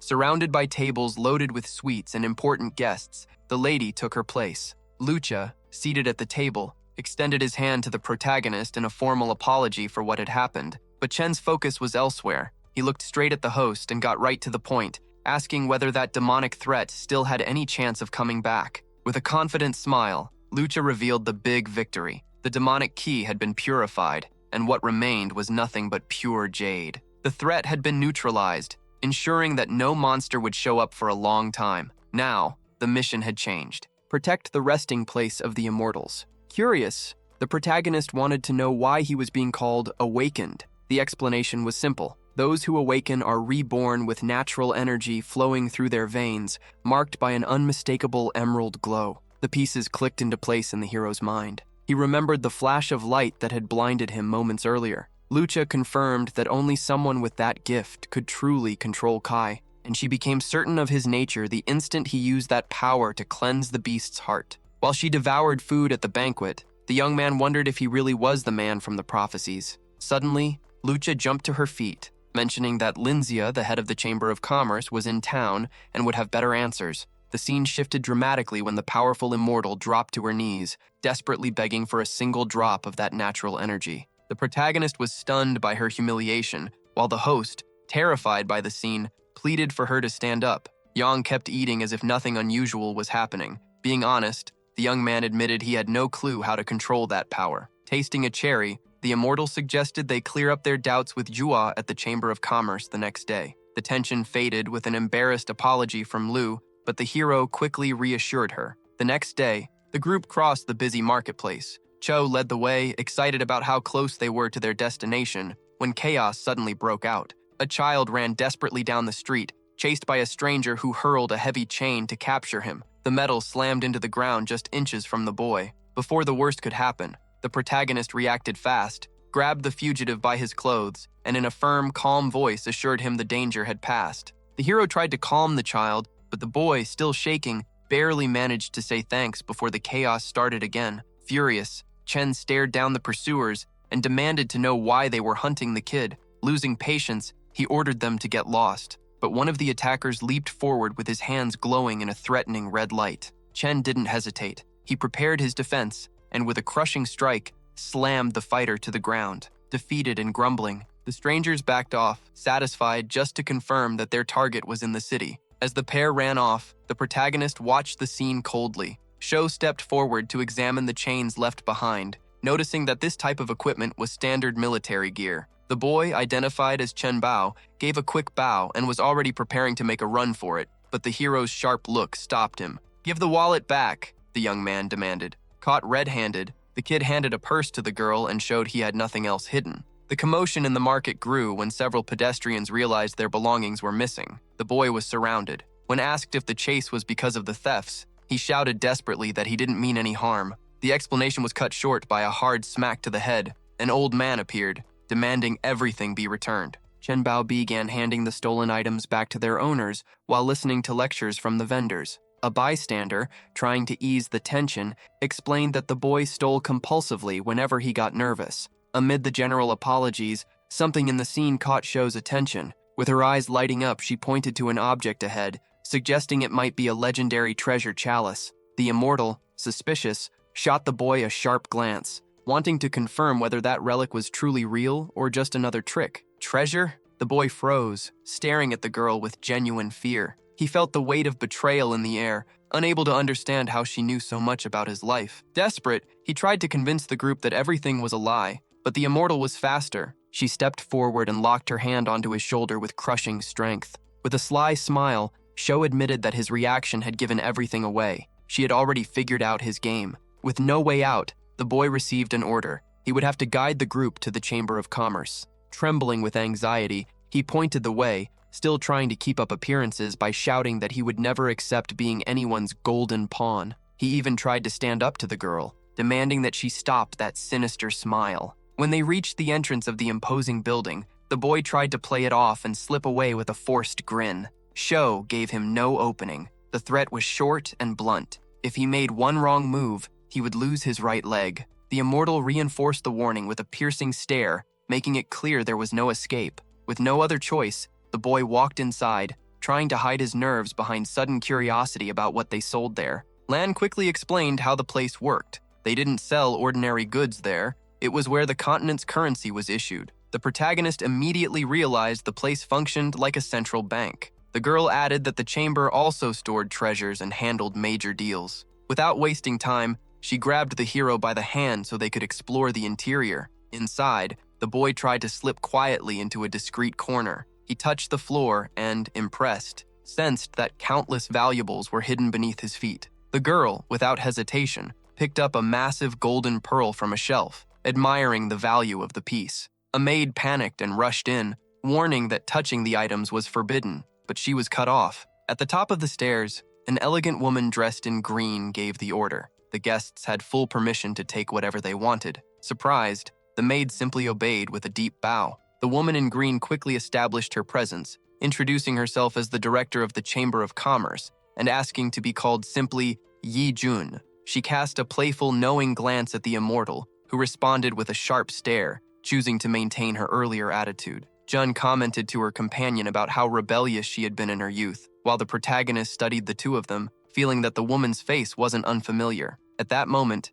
Yang broke the tension and introduced the boy as his master. The introductions continued with the immortal embracing the saint, reinforcing the friendship between them, while the doe greeted Lady June formally. Little Chen Bao, still hunched over, was presented by Yang, but the director's eyes were fixed on the hero. She examined him carefully, sensing a different aura. He seemed like a fully awakened one, strongly resembling the presence of Tai. As she approached, June noticed spirals of blue energy swirling around the young man and grew tense, remembering that it had been ages since she had felt such pure, natural Kai. The intensity was so overwhelming that the woman suddenly hugged the protagonist, leaving him confused and startled. Regaining her composure, Jun apologized for the impulsive reaction and turned her attention to Chen, who was trembling in a corner of the room. She questioned why he had taken so long to seek her out, and the boy justified himself by saying he had barely set foot in Qinyang and hadn't had time for anything. Bringing the formalities in the hall to an end, June invited everyone upstairs for a more private conversation. Before heading up, the immortal tossed the valuable pearl to the doe, asking her to take care of the treasure. Once seated, the host served tea and got straight to the point, asking whether the hero wanted to master the cultivation of natural Kai. He confirmed that his goal was to learn how to control that power, but Jun brought reality into focus. He still hadn't activated his immortal veins. Without that step, releasing the energy would be impossible. Seeing Chen's surprise, she began explaining the complex workings of those sacred veins. Jun kept her eyes locked on the hero, explaining that his body was still far from reaching its full potential. Chen was shocked by how much she seemed to understand his nature. The director revealed that the immortal veins were the bridge between the soul and the physical body. Only through that connection would he gain total control over his own power. With a provocative tone, she dropped the final clue. What he truly needed was hidden inside the tomb of the immortals. The protagonist, as a sign of respect, bowed deeply and thanked her for the guidance. The immortal decided it was time for the young man to step out,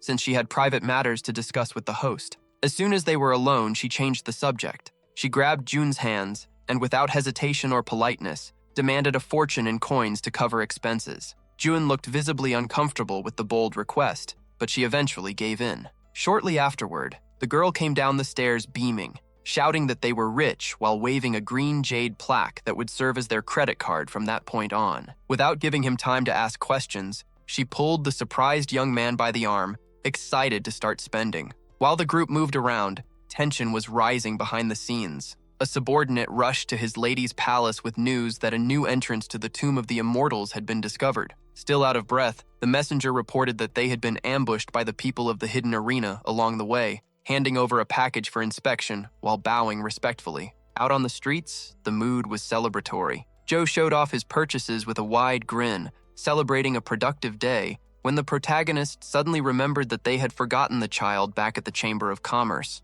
Before they could react, Lucha descended from the sky, landing heavily behind them. The message was short and direct. The tomb entrance was open, and they needed to move now, because a brutal battle was waiting. Excited by the call, the hero accepted the challenge immediately. The doe, caught between fear and excitement, begged not to be left behind and followed the group toward their final destination. Lu focused her energy to seal the spell, while the group positioned themselves in front of the gigantic crimson portal. The atmosphere grew heavy when a stranger appeared, spitting insults and surprised to see that even the big shot from Qinyang wanted a share of the Tomb of the Immortals. With a look of pure hatred, the man sized up the protagonist and, wrapped in a dark aura with scarlet eyes, demanded blood. Chen's response was instant. He spread his arms, and his magic sword materialized in the air, glowing with the moon ring technique. With a leap that defied gravity, the hero took control of the skies and came crashing down like a meteor onto the attacker. Chen grabbed the fighter by the neck with icy fury,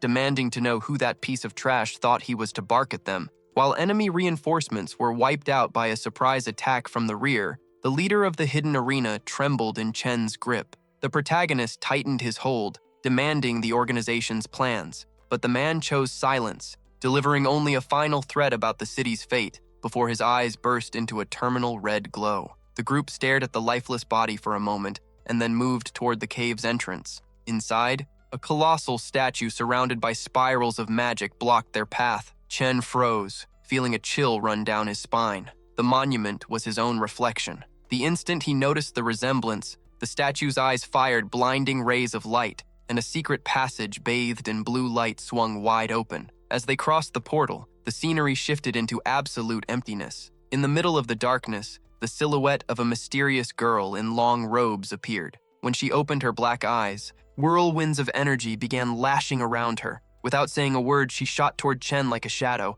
leaving nothing but a trail of light behind. The hero locked his gaze, ready for whatever came next. The world around her began to shatter, turning into dust before her eyes. Terrified, she saw her own reflection floating in the void before the scene abruptly changed. Suddenly, Chen and the others were back in a normal classroom, sitting at their desks. At the board, a red-haired teacher explained the lesson, pointing to the notes. The hero jumped to his feet in confusion, just as a blue-haired girl walked into the room with a young man, happily calling him her brother. The girl ran to Chen's desk and excitedly invited him to his grandfather's birthday party. Not understanding anything and overwhelmed with fear, the protagonist simply said he was leaving, and in the blink of an eye, the setting changed again. He appeared in a familiar bedroom where his grandfather, alive and smiling, was waiting for him in an armchair. Tears flooded Chen's face. The happiness of seeing the old man again was overwhelming. Meanwhile, the immortal watched everything from the outside, realizing that this was Tai's purification test.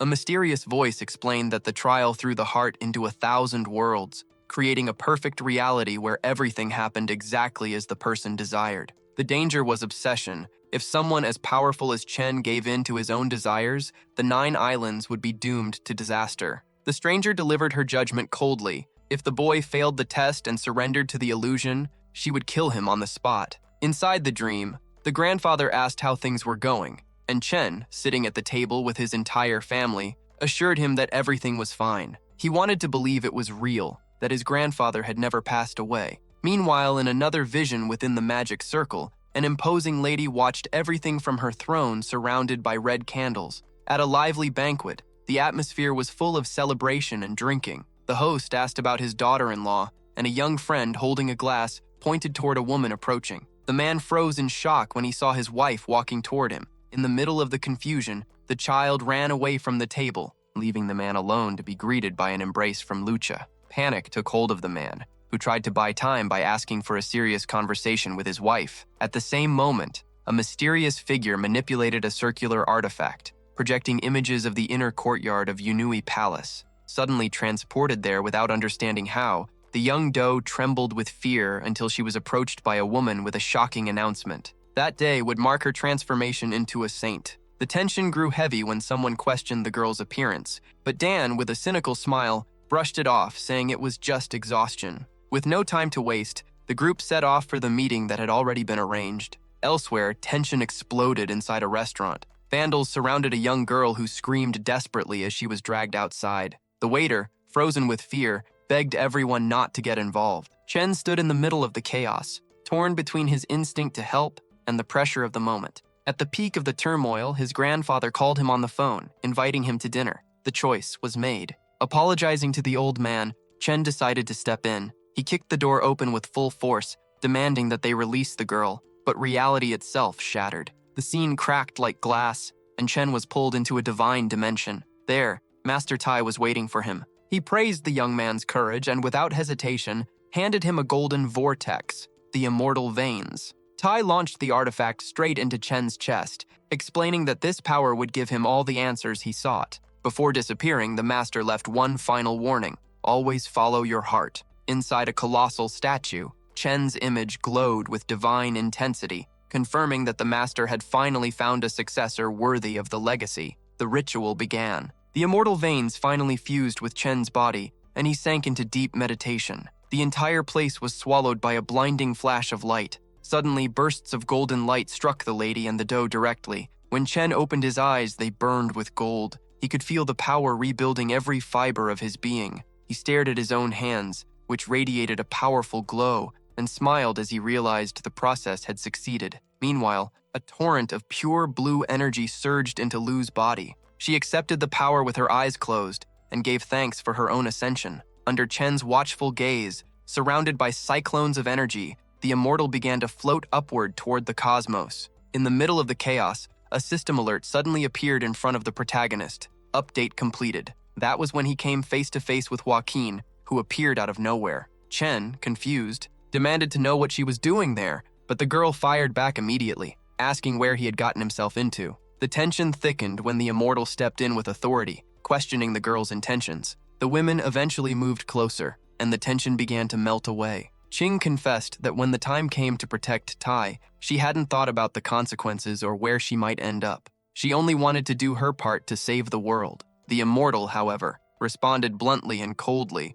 warning that the time for hiding behind secrets was over. Chen remained behind, watching everything in shock as the conversation between them came to an end. Without another word, the woman who carried the magical symbol turned toward the protagonist to deliver the final verdict. The revelation finally came out. Those two had thrown hands with each other in the past. Qin, clearly irritated, scolded the immortal while he began the process of returning to the host body to stabilize Chen's new veins. In a flash of light, the girl's radiant essence dove straight into the protagonist's chest. Immediately, the system started firing off completion notifications across the floating screen. Chen closed his eyes and felt his consciousness expand. He could now see every detail of his new power. At the center of his mind, a blinding glow revealed Kin Nato, and right behind it stood a majestic golden palace. At the top of that structure resided the very origin of the system that had chosen him. Qin meditated there, surrounded by a golden aura, but the system rejected her with cold disdain, warning that the truth would be revealed soon. The restoration of the immortal veins reached its peak. In the middle of that massive surge of energy, Chen accessed the ancient history of the Nine Islands world. He witnessed the chaos, invading gods trying to tear reality apart, while the girl unleashed waves of fire against her rival. Time and space twisted violently. The sky itself was sealed by the Bell of Chaos and the Ling Fu seal, trapping the evil deities inside a rift with no escape. The realization hit Chen hard. He was the reincarnation of Tai. The two of them were one and the same. The final vision was brutal, the girl being defeated and falling straight into the abyss. Back in the dark reality of the parallel dimension, Chen found his girlfriend standing beside him. Joe got straight to the point, asking if he had accessed the memories stored within the veins. He confirmed that he had seen pieces of the puzzle and was beginning to understand the bigger picture. That was when the mysterious figure finally decided to speak up and reveal the rest.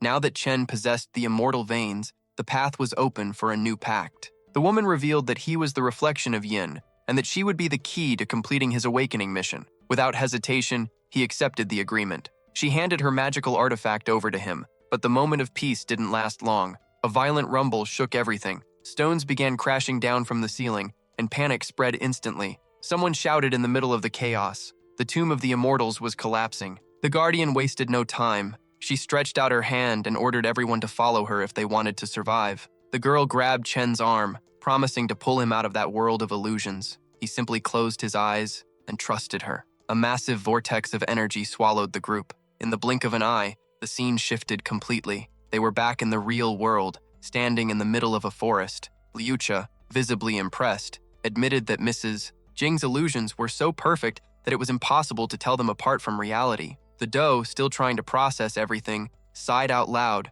wishing that dream had been real. The guard went straight to the point. None of them had become slaves to the lies of their own minds, and that was what made them special. He explained that those visions were only reflections of the truth, and that the group needed to march to Qinyang immediately. Back in the city, the atmosphere was filled with relief. Shostada rested comfortably and celebrated the fact that Lan hadn't shown up to cause trouble, feeling safe under Sister Jin's protection. The caretaker settled into a corner to meditate, But the silence didn't last long. When she opened her eyes, she found the immortal sitting on her bed. Before she could even process what was happening, Chen pulled a mirror from his robe and delivered the news. It was time for her to return to her true world. With messy hair and eyes locked into the void, the young man pressed the mirror tightly against his chest, silently begging for the return to his world to be real. The shock was so intense that he barely noticed when he found himself standing on the bed, trapped in a deep trance. When he finally reached for the phone vibrating on the couch,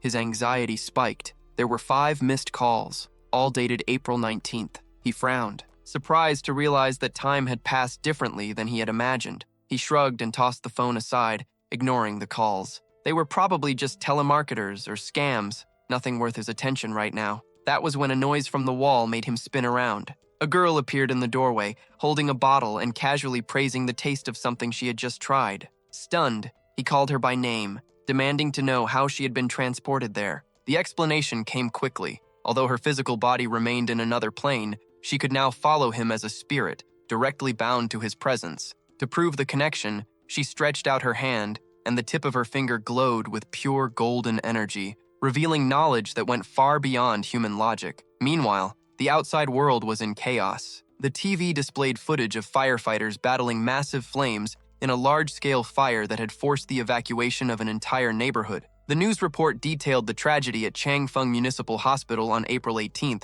followed by a tense press conference from the hospital director on April 19th. Chen watched everything in silence, connecting the dots about the strange series of fires that had been hitting the city over the past few days. The heavy atmosphere was suddenly broken by persistent knocking at the door. He rushed to answer it and came face to face with a little girl, who greeted him with a polite smile. The girl introduced herself as Boyolink and, without wasting time, asked whether he remembered the auction that had taken place 2 days earlier. That was all it took. Chen instantly pictured the masked figure with feathers who had stood out at the event and confirmed that he knew exactly who she was. While Boyolink explained how she had managed to track him down after the anonymous auction, the mood in the room grew tense.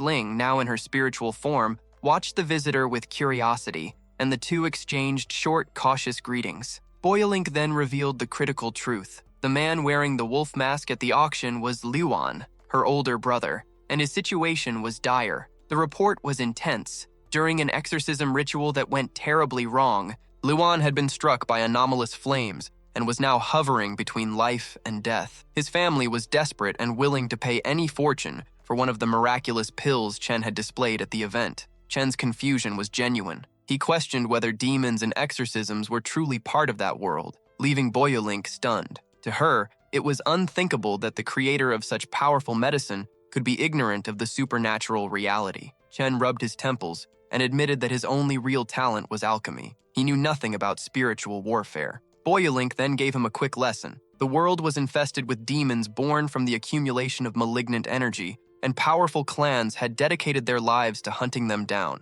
She and her brother belonged to the Zhuanyuan Shi clan, a noble lineage that carried the name of the legendary Yellow Emperor, the very father of Taoism. As he listened, Chen mentally connected the dots. It made sense. Those demons were likely the result of energy leaking from the evil gods trapped inside the dimensional rift he had seen in his memories. Unwilling to profit from someone else's tragedy, he simply extended his hand and gave the pill to the girl. He refused the money, asking only that she save her brother. In return, he received a deep, heartfelt expression of gratitude and relief. The mood shifted instantly. Chongling, believing Chen's behavior was too unpredictable and overly kind, decided to step in. She blocked the delivery of the pill and ordered the visitor to wait, explaining that things weren't that simple. Since Chen was her master for having rescued her, she demanded that Boyolink do the same. If she wanted the medicine, she would have to swear loyalty and acknowledge his authority. Shocked by the demand, Chen grabbed Chongling's hand and told her to stop immediately. But the legendary link seal remained a complete mystery. Changsun made it clear. The upcoming auction was the only real chance to find what was still missing. Right at the entrance, a young attendant appeared to formally welcome them, greeting the group on behalf of the Yuanxing Chamber of Commerce. He found Jai standing there, frozen the moment she looked inside the apartment. Her eyes nearly popped out when she saw the other two girls. To make matters worse, Chen, trying to fix the confusion caused by Chongling's orders, ended up stumbling over his own explanation about who was in charge of whom. That only made Jai more suspicious and confused about where those girls had come from. Chen forced an awkward smile and asked her to ignore the situation and come in. On the spot, he improvised, claiming they were just business contacts from the auction and that they were handling work matters. Jai didn't buy it completely. She complained that she had called him several times and he hadn't answered, forcing her to come in person. Holding his head, Chen apologized again, blaming his alchemy work for making him lose track of time. Deep down, he felt like an idiot when he realized he had completely forgotten to save Jai's phone number. The chaos inside the apartment reached its peak. Chen tried to justify himself by saying he had ignored the calls because he thought they were scams,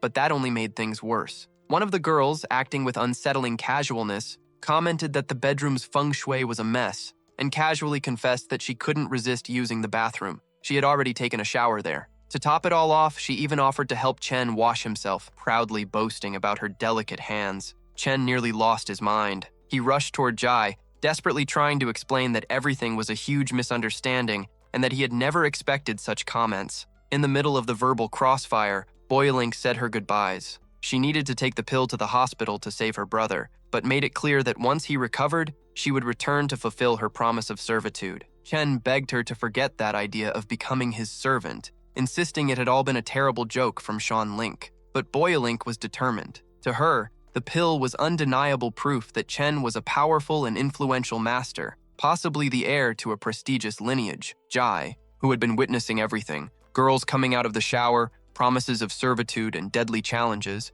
simply couldn't handle the mental overload anymore. She grabbed her head and fainted before she could say a single word. The entire group panicked and rushed to her side, trying to wake her up. When she finally opened her eyes, the first thing she saw was the girl with the mark on her forehead leaning right over her. The shock was the final blow. Realizing she was staring at what looked like a ghost, Jai screamed, and the girl screamed right back. Jai's face turned completely red with pure terror. Chen finally snapped and ordered the girls to stop terrifying the visitor. Songling, slightly offended, demanded to know if she was really that ugly, but Boyuling didn't sugarcoat it. She bluntly confirmed that she was indeed scary. In the middle of the mess, Chen helped Jai stand up, trying to calm her down. Cornered by her questions about who those figures really were, he decided to be honest, without revealing everything. He explained that they weren't human, but they weren't ghosts either. They were benevolent beings he simply couldn't explain yet. Trying to lighten the mood, Songling formally introduced herself and still managed to throw in a jab at Juasing,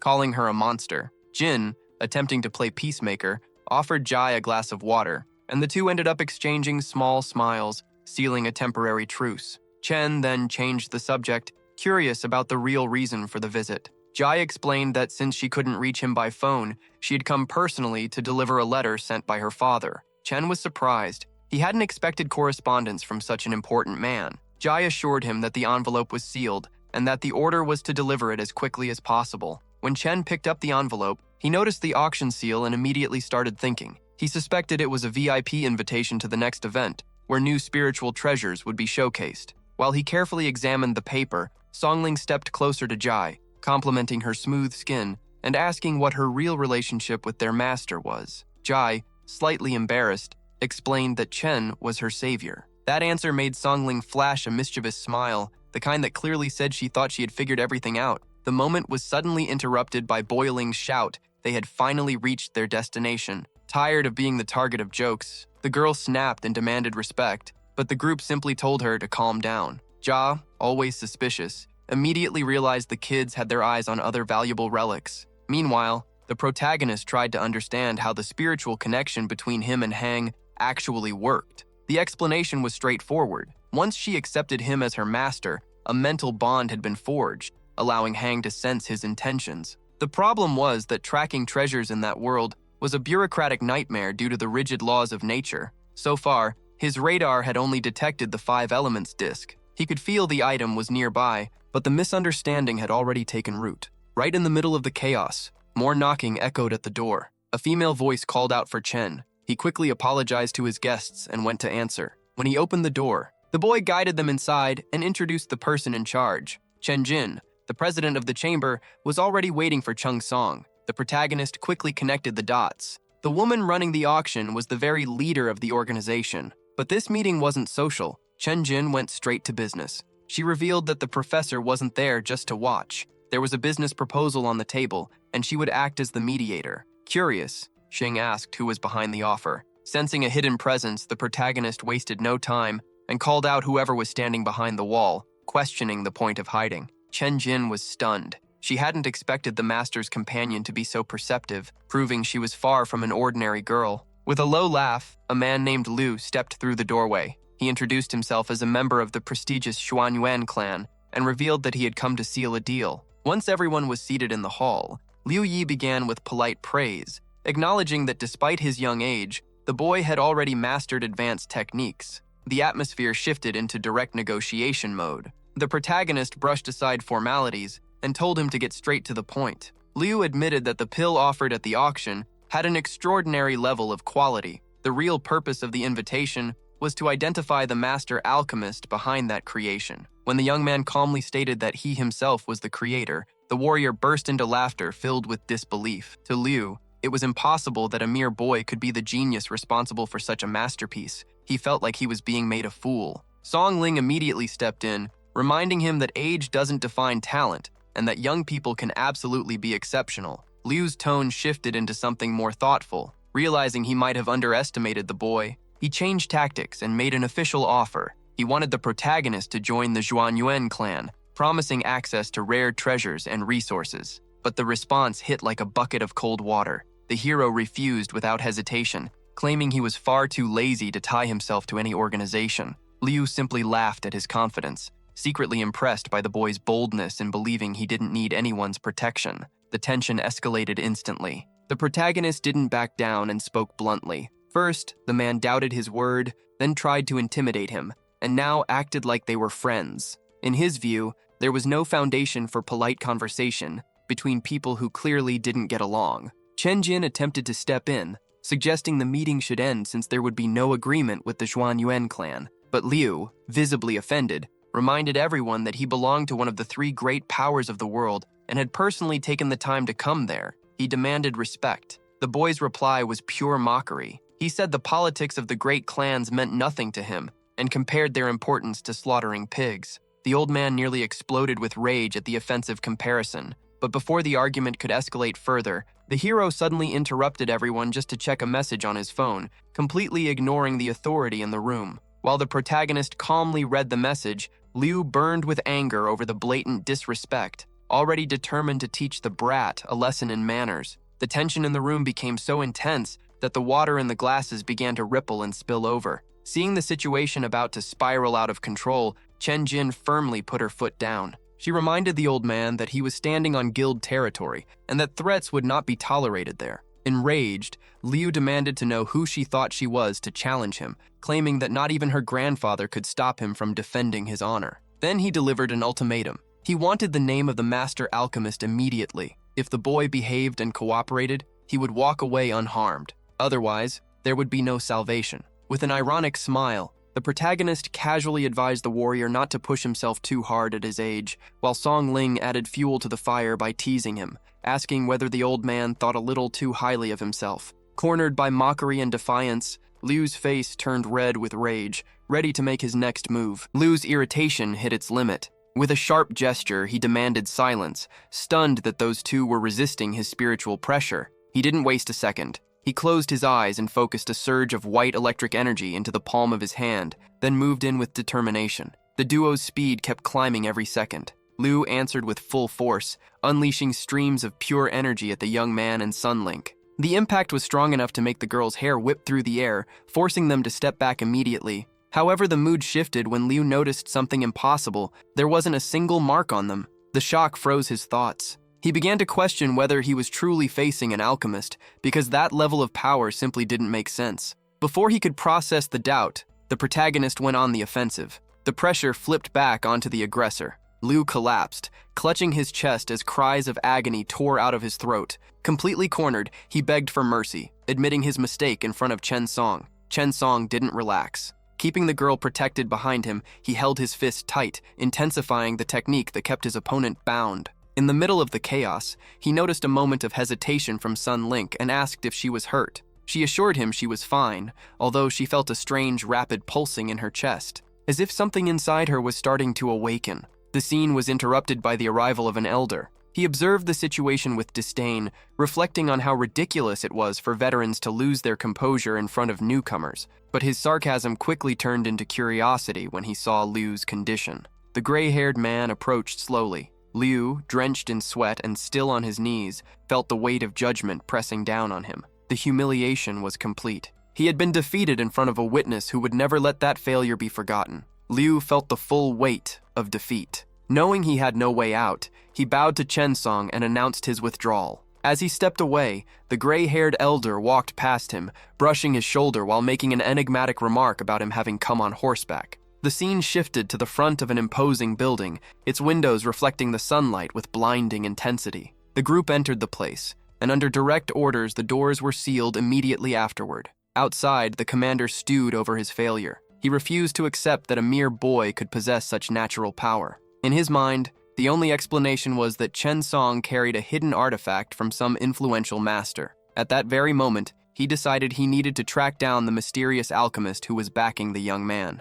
Inside the Union's office, the dynamic became clear. The girl introduced Grandmaster Bai as her grandfather. The old man greeted Chen Song politely, explaining that the Xuanyuan clan was after him and that they had come to prevent the situation from escalating. When the granddaughter questioned her grandfather's overly formal tone, Bai laughed, revealing that the real gratitude should be directed toward the girl since she was the one desperately trying to save him. The comment left both of them embarrassed, creating an awkward silence in the room.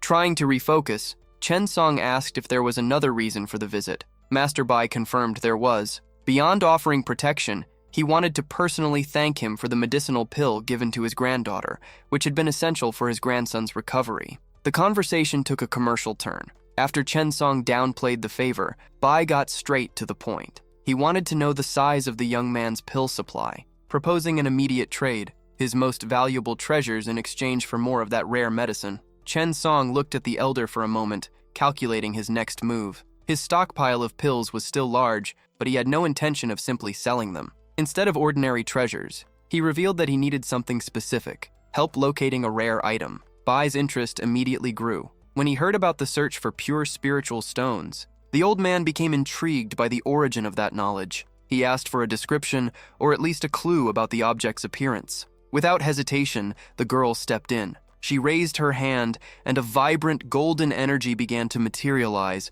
forming the projection of a perfect sphere. According to her, the original treasure looked almost identical to that image. Master Bai watched the technique in shock. Seeing someone manipulate spiritual energy so directly, without the aid of tools, was something far beyond the ordinary. The elder was honest. He promised that the Union would mobilize all available resources for the search, although he couldn't guarantee immediate success. Chen Song accepted the conditions seriously, making it clear that if the Union did its part, he would repay them accordingly. The agreement was sealed, but the atmosphere shifted when Song Ling approached the protagonist. In a quick whisper, she warned him that Xinglian needed to speak with him urgently. Chen Song stood up immediately, interrupting the meeting with an apology and claiming unavoidable obligations. Bai understood the urgency and said his farewell, wishing him luck. Before leaving, the girl reinforced the request for discretion. Any lead should be delivered only through her, keeping the matter under absolute secrecy. After handing over the communication device,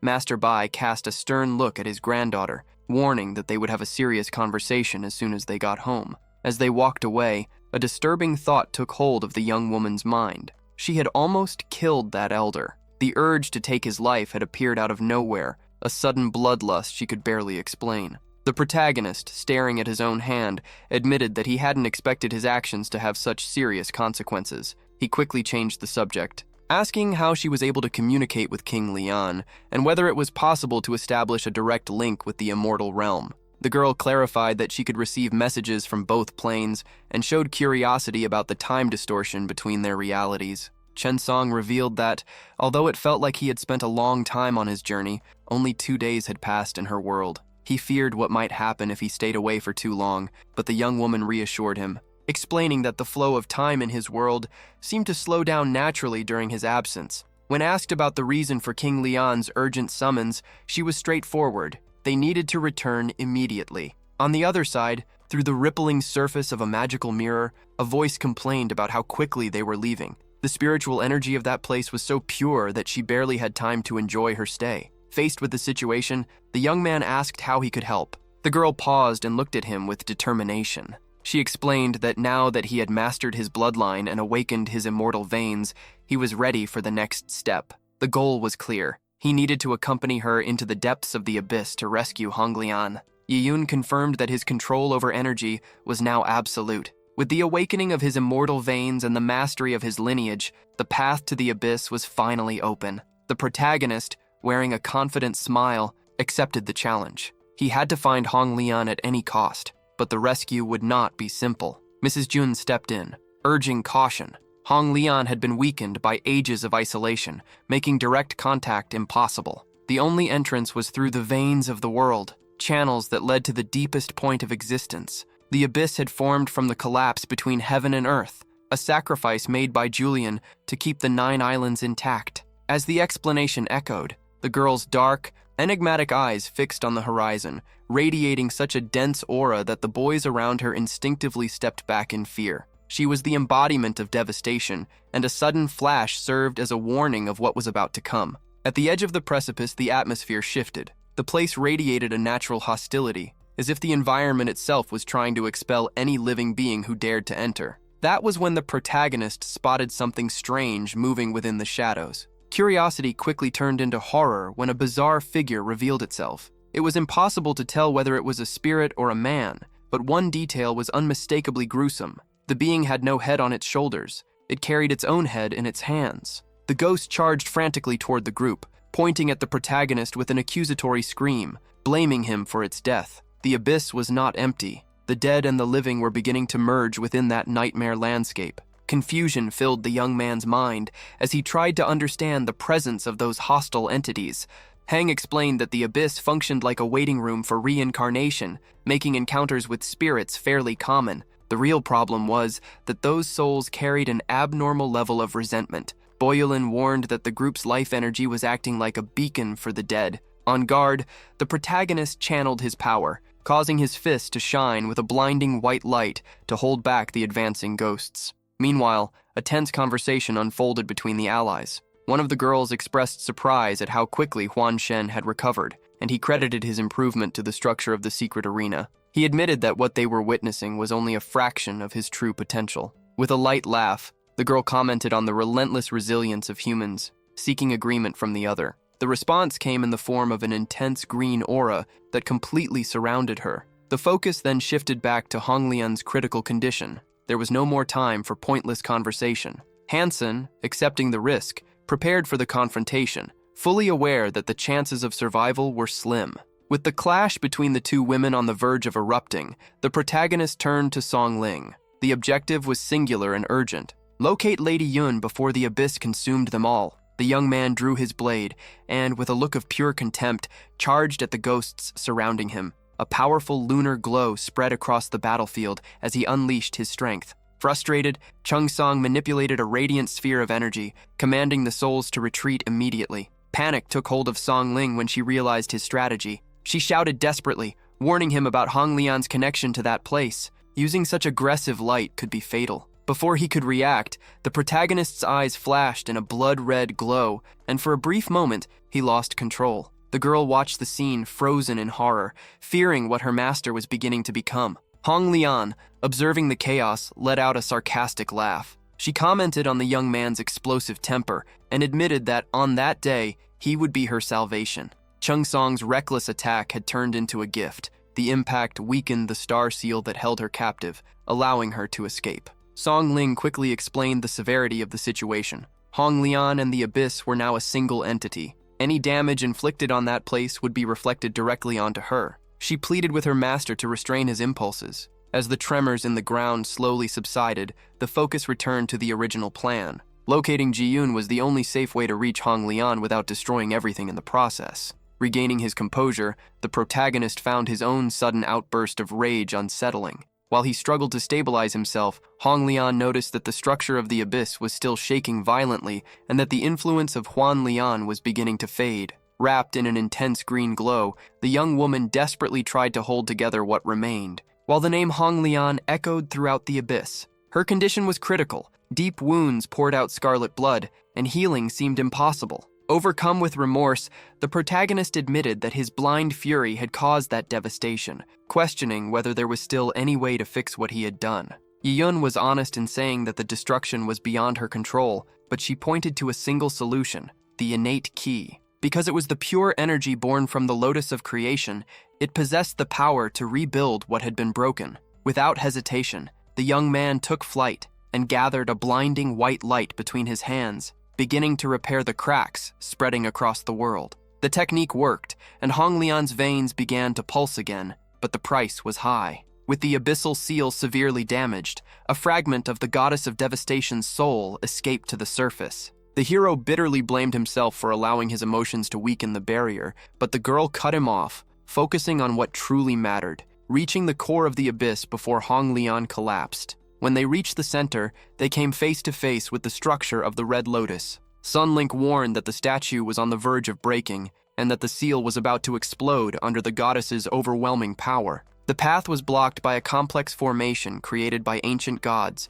designed to help Hong Lian withstand the corrosive pressure of the abyss. Time was running out, and the barrier would not be easy to break. The girl suggested that, as an awakened being, he might be the only one capable of shattering that barrier. Chen Song processed the idea in silence and entered a deep meditative state. As he extended his hand, a vibrant energy in shades of red and yellow emerged, and the formation itself began pulling him inward, confirming the theory. Yiyun placed everyone's fate in the master's hands, while Song Ling begged him to be careful. As the protagonist ascended toward the top, as if reaching for the heavens themselves, cruel voices echoed throughout the abyss. An unseen entity mocked Hong Lian, calling her foolish for still waiting for Tai, who had died ages ago. The voice declared that no one would ever escape that spatial rift, and that her destiny was to be shattered into thousands of pieces, scattering across the 9 islands like the restless souls now infesting the place. The accusations continued. The deaths were her fault. Her unstable energy had leaked out, creating demons that slaughtered innocent people. The voice demanded to know where her sister Qinlian was, claiming that she too had abandoned her to her fate. Ignoring the shadows in despair, the hero pressed forward with determination. His eyes glowed with an intense golden light as he approached the prisoner. With a shout that broke the silence of the abyss, he declared that he had come to set her free. Hong Lian, weakened and bound in chains, turned her head toward the voice. For a brief second, she thought Tai had returned, but she quickly realized it was a stranger, though at that moment, his identity no longer mattered. The girl lifted her gaze and spoke realistically. The structure of the abyss was falling apart. She explained that if they escaped at that moment, the collapse would be total, dragging the world of the 9 islands into oblivion along with them. The protagonist realized that Tai's original plan had been far more profound. Instead of simply rescuing her, he reached out his hand and promised that he himself would rebuild the barrier. As he embraced her, he felt an overwhelming weight. Not the physical weight of the world, but the emotional burden of billions of lives, joys, and tragedies. In that instant, he reached enlightenment about the eternal cycle of rebirth. Upon understanding the essence of life and death, he activated a new formation of infinite cycles. June, watching from afar, felt hope return. The mechanism surged with tremendous force, and a vibrant pink lotus blossomed in the young woman's hands, bathing everything in golden light. The effect was immediate. The furious ghosts of the abyss were touched by the glow and dropped to their knees in reverence to the goddess now holding the flower. Without wasting time, the hero wrapped the girl in his arms and assured her that they would leave together. She accepted without hesitation, remaining in prayer as they were surrounded by the golden aura during their escape. The protagonist carried Xin Lian, who remained motionless with her eyes closed, while the world around them began to transform. When they reached the group, Song Ling rushed forward, worried, to check on the master's condition. Ji-yun, clearly impressed, congratulated him immediately, recognizing that the great Tao formation he had just manifested was something beyond imagination. The new structure was a masterpiece of precision. The young woman stepped closer to Xin Lian, gently touching her face to assess her condition. While noticing a fundamental change, the red lotus was no longer the central piece. The protagonist had transmuted the core into an infinite cycle of rebirth. Now the barrier fed on existence itself. As long as life remained in the universe, the formation would stay active. Xin Lian finally awakened. With a tired gaze, she murmured to her sister that she had reached her limit. Overcome with emotion, Yiyun simply confirmed that she understood the depth of her sacrifice. Chen Song observed that after millennia serving as the pillar of that place, Xin Lian was exhausted and had lost much of her original power. Her recovery would take time. Yiyun suggested that the group leave immediately for the Chamber of Commerce, where she had the means to accelerate the healing process.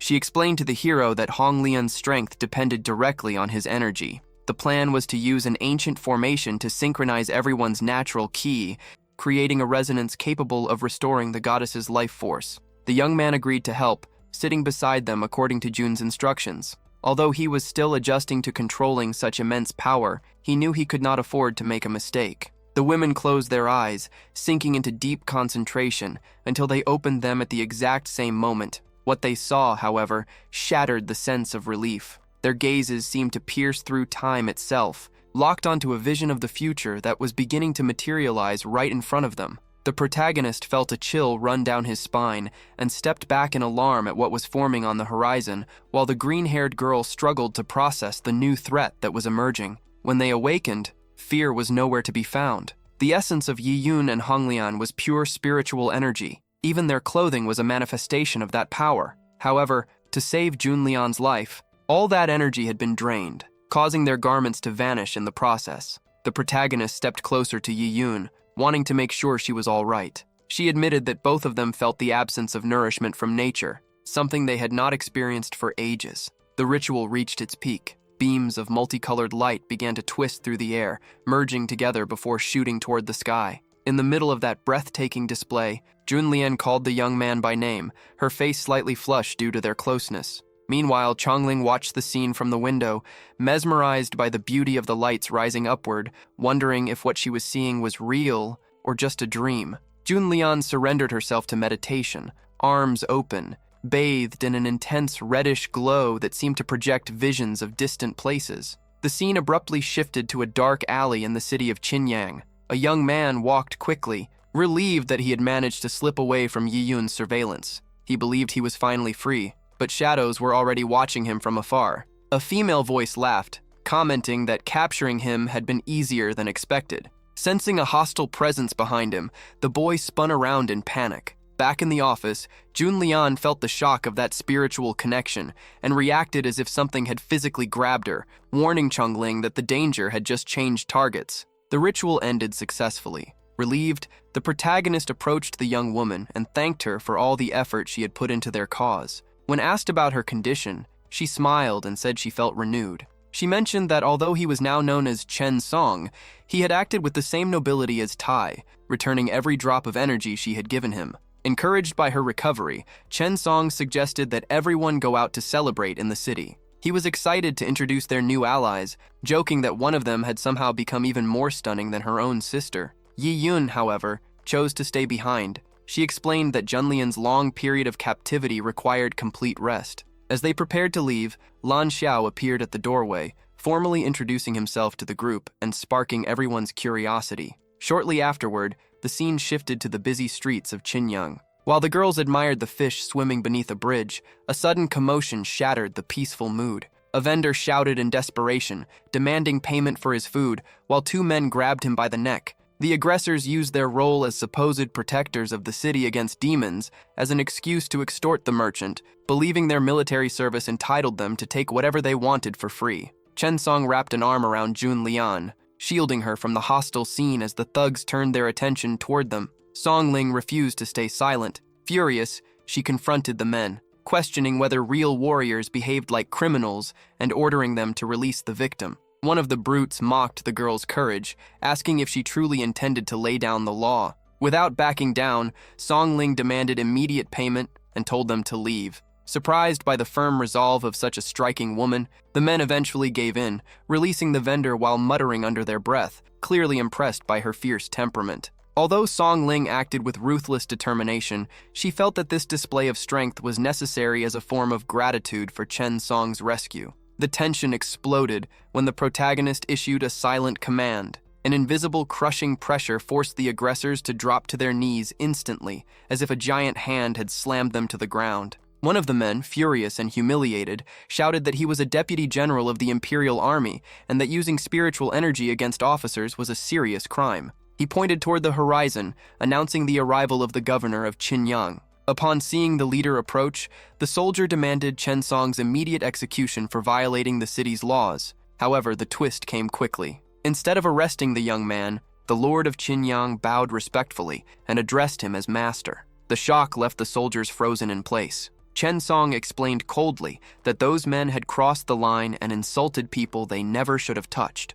Without hesitation, the governor folded his arms and granted permission for the protagonist to deal with them as he saw fit. Desperate, the soldier made one final attempt, accusing Chen Song of being a descendant of demons and claiming his impure blood should be purged. The protagonist did not even let him finish. With a look of pure contempt and a surge of power, he silenced the man and slammed him face first into the ground. Song Ling placed a hand on her master's shoulder, trying to calm his rising anger, while her sister watched from a distance, whispering that the young man was terrifying when he lost his patience. Suddenly, an explosion of red fire tore across the sky, and General Lin Yuan descended in the middle of the flames. The fallen soldier begged the new general for help, swearing innocence, but the city's lord simply stood by, refusing to offer any support to the traitor. General Lin Yuan showed no mercy. Ignoring the soldier's pleas, he stepped hard on his shoulder and ordered him to stay quiet. Identifying himself as a direct subordinate of the emperor, he admitted that the aggressor belonged to his unit,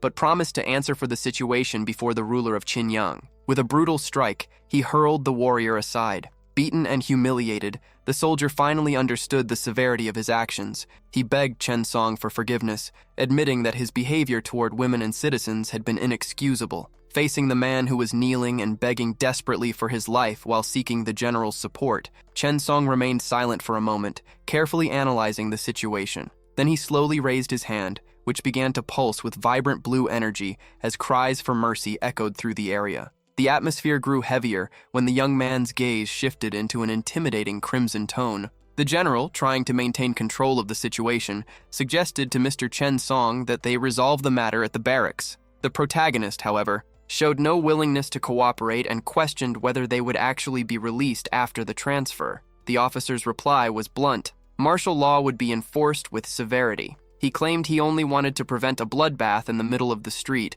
so the civilians wouldn't panic. With a direct and sarcastic tone, the young man suggested that simply breaking the opponent's bones would solve the problem without making a mess, which immediately sent waves of panic through the surrounding warriors. Screams of pure terror erupted as the general, now furious, prepared to react. Chung Song stepped in to reassure Madame Lucha, explaining that the army would take custody of the aggressors. With that guarantee of safety, she quickly said her farewell and left. Curious, the general tried to uncover the identity of the mysterious young man, but Lucha cut him off immediately, warning that it would be wiser for him not to get involved in the matter. As the tension slowly faded, Hango brought tea for the young man, who accepted the gesture with quiet gratitude. Internally, however, the protagonist's mind was in chaos. A growing thirst for blood disturbed him. A persistent voice inside his consciousness kept urging him to eliminate any opponent. It was the same dark sensation he had felt in his past life. He knew that taking a life there would not weigh on his soul. His focus was solely on immortality.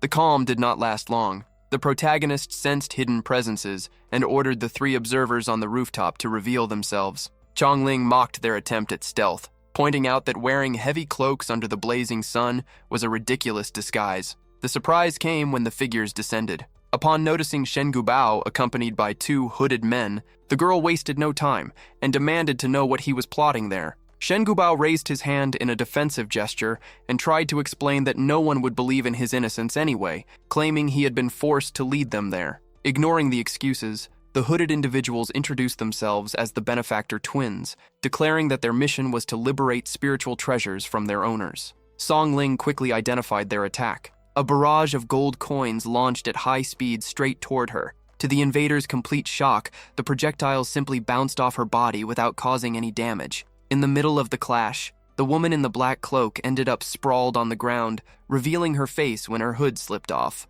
Chong stepped closer to the fallen girl and smacked the top of her head, ordering her to stop pretending to be unconscious. The girl stood up complaining about the rough treatment, while Chongling explained that the pair were notorious thieves known for looting relics and causing chaos wherever they went. With an arrogant speech, the twins claimed they didn't care about fame, only about living with the freedom of the wind. However, their confidence quickly faded when they realized their control techniques were having no effect at all. Feeling the crushing aura radiating from the girl, the brothers began to suspect that she was not an ordinary opponent, but one of the rare and powerful celestial treasures. Realizing the danger after hearing the name Aunt Yi-yoon, the twins didn't hesitate. They turned and fled as fast as they could. Song Lin simply watched them run, casually calling them little fish as she approached the protagonist. He leaned closer and whispered in the young man's ear that urgent news had arrived from his original world. With the situation temporarily calm, Chen Song decided it was time to return and check what had happened. Meanwhile,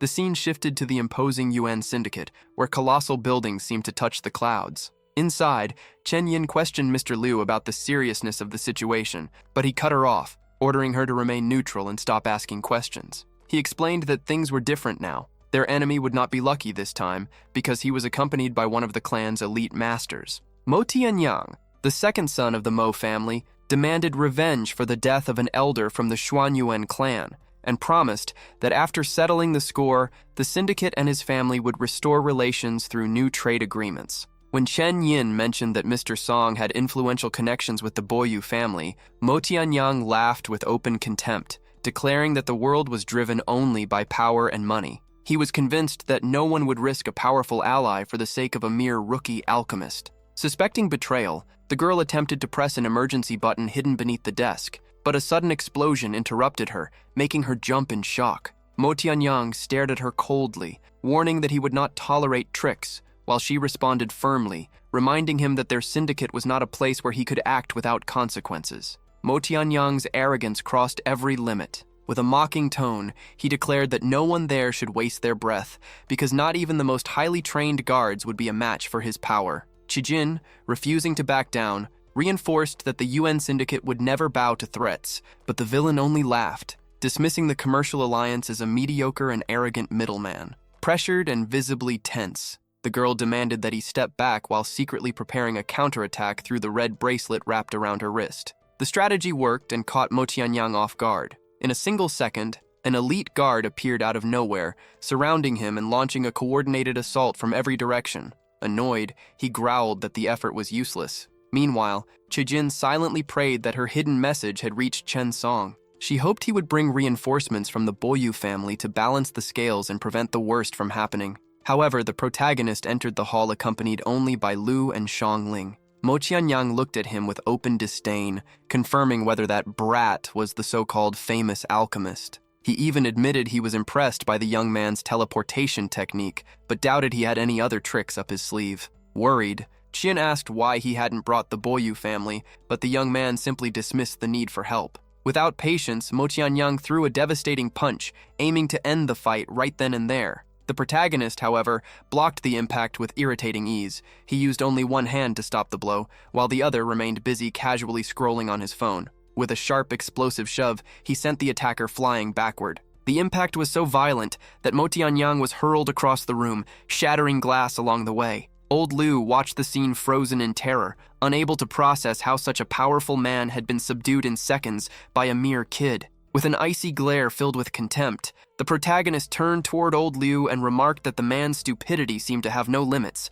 since the warning from last time clearly hadn't been enough. Ignoring the elder's growing rage, the young man handed his phone to Chen Yin. On the other end of the line, an authoritative voice gave the girl full permission to say whatever was necessary. Nervous and sweating, she contacted the Boyu family, informing them that Mr. Cheng was already on site. Boyu Link's response was immediate. They would arrive within moments. Link also found it strange that the call was coming from Chen's personal phone. The atmosphere in the room became suffocating. The protagonist questioned whether old Liu truly believed he would be given a second chance to be spared. Instead of backing down, Liu exploded in arrogance, declaring that the young man would pay dearly for his insolence, even throwing insults at the women who accompanied him. Wasting no time on words, the young man stepped forward and grabbed the old man by the throat with force. He reminded the aggressor that, despite being just a student, he was an opponent Liu could never defeat. He also refuted the accusation of disrespect, pointing out that it was the old man who had started the insults and lost in a fair fight.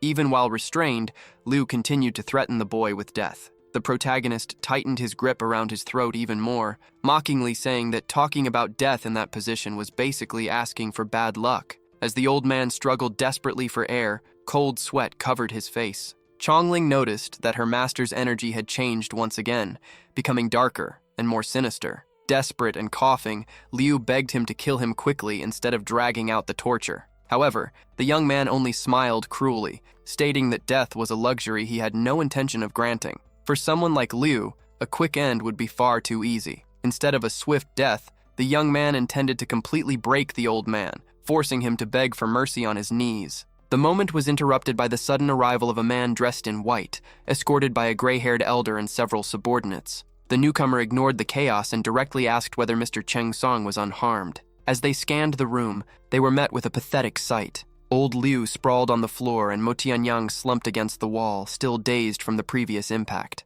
Old Liu, coughing and trying to regain his composure, pointed at the protagonist and accused the scoundrel of beating the second young master. The reaction from the man in white was brutal. He delivered a violent kick to Liu and ordered the trash to shut up. Identifying himself as Mo Cheng, the eldest son of the Mo family, he approached the protagonist with a diplomatic tone. On behalf of the Zhuanyuan clan, he offered sincere apologies for the trouble and acknowledged that a simple gesture would not erase the mistake, promising generous compensation to both the young man and Mrs. Chen Yin. Mo Tianyang, still confused about the situation, shouted for his brother and demanded revenge. Before he could finish his sentence, Mo Tiancheng stepped forward and unleashed a devastating strike directly into his own brother's chest. In a cold voice, he announced that, as punishment, he had just destroyed the Kihai of both men, Mo Tianyang and Liu, permanently stripping them of their powers. He concluded by stating that the clan would send reparations to the syndicate soon,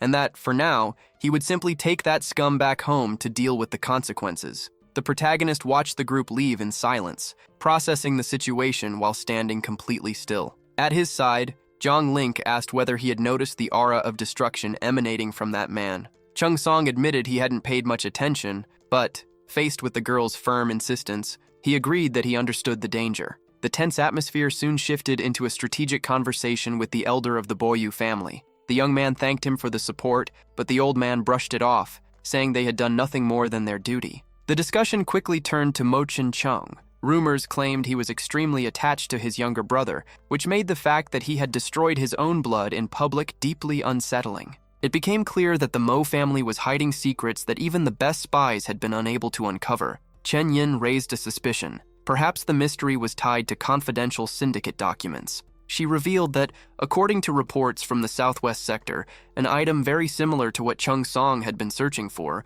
possibly the Five Elements disc, had recently been auctioned off and purchased by the Mo family. Song Lin realized that another encounter with the heir of that family would be inevitable, although she believed the man already showed signs of being mentally unstable. The protagonist, however, dismissed the concern, stating that a bloodline capable of producing someone as repulsive as the second son was not worthy of any fear. Before the conversation could end, old Liu tried to speak, but he was brutally silenced. In a swift motion, the protagonist slammed him against the wall, tightening his grip around his throat with relentless force. As cold sweat formed on Liu's face and panic filled his eyes, the young man leaned closer and remarked in a dark tone that the situation was so pathetic, even he struggled to contain his contempt. The protagonist unleashed all his disdain on the old man, stating that it was pitiful to see someone his age behave like a spoiled child when he should have learned to act like an adult long ago. With a rough movement, he hurled the man onto the floor, ignoring his cries of agony.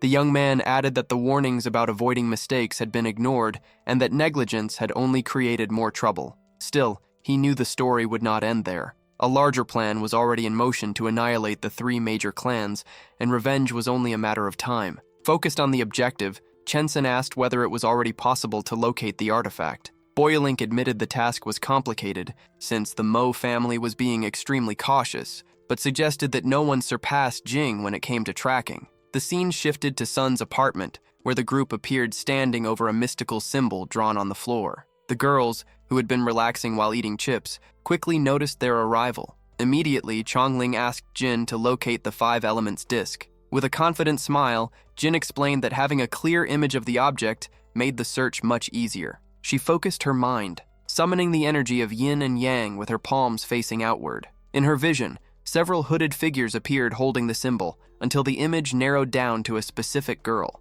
The artifact in her possession began to shine intensely in shades of yellow and white, flooding the area with light and revealing a group of black-robed escorts standing right behind her. Suddenly, the monitoring crystal in front of Jin shattered completely. The moment she noticed the violet eyes of the mysterious bearer, Sun Ling realized the gravity of the situation. The 5 elements disc now belonged to the goddess of devastation. The presence of the goddess of devastation in that world confirmed their worst fears. The artifact was being used on an altar to be overloaded with energy. The protagonist pressed for an exact location, but Jin explained that interference from the mystical formation beneath their feet prevented precise tracking, allowing only an estimate. With no time to waste, Chensen decided to contact the Bai family, hoping they had the means to pinpoint the structure. Far away, deep within a mansion protected by massive iron gates, the goddess of devastation sensed that someone was watching her. With a sinister smile, she commented that they had been discovered. At her side, the miserable Mo Tianyang, now in tears, begged for forgiveness for failing in his surveillance duties. The woman simply laughed, saying his regret was admirable, but that the plan now needed to be accelerated before their enemies arrived. Mo Tianyang's fear grew when she revealed that he would have the honor of becoming the final sacrifice for the ritual. Before he could escape, an overwhelming force struck him, throwing him backward and trapping him in an invisible, crushing grip. Desperate, he screamed for his brother, begging for help, but Mo Chin-chung remained completely silent, turning his gaze away as his younger brother's fate was sealed. With a cold command from the goddess, the jars filled with amulets surrounding the altar came to life in a blinding glow. Mo Tianyang was thrown into one of them, and his screams of agony echoed until they were swallowed by the transformation. Under the fascinated gaze of the deity, what remained of the man was incinerated and compressed into a crimson sphere of fire, pulsing with blue electrical discharges and radiating devastating energy.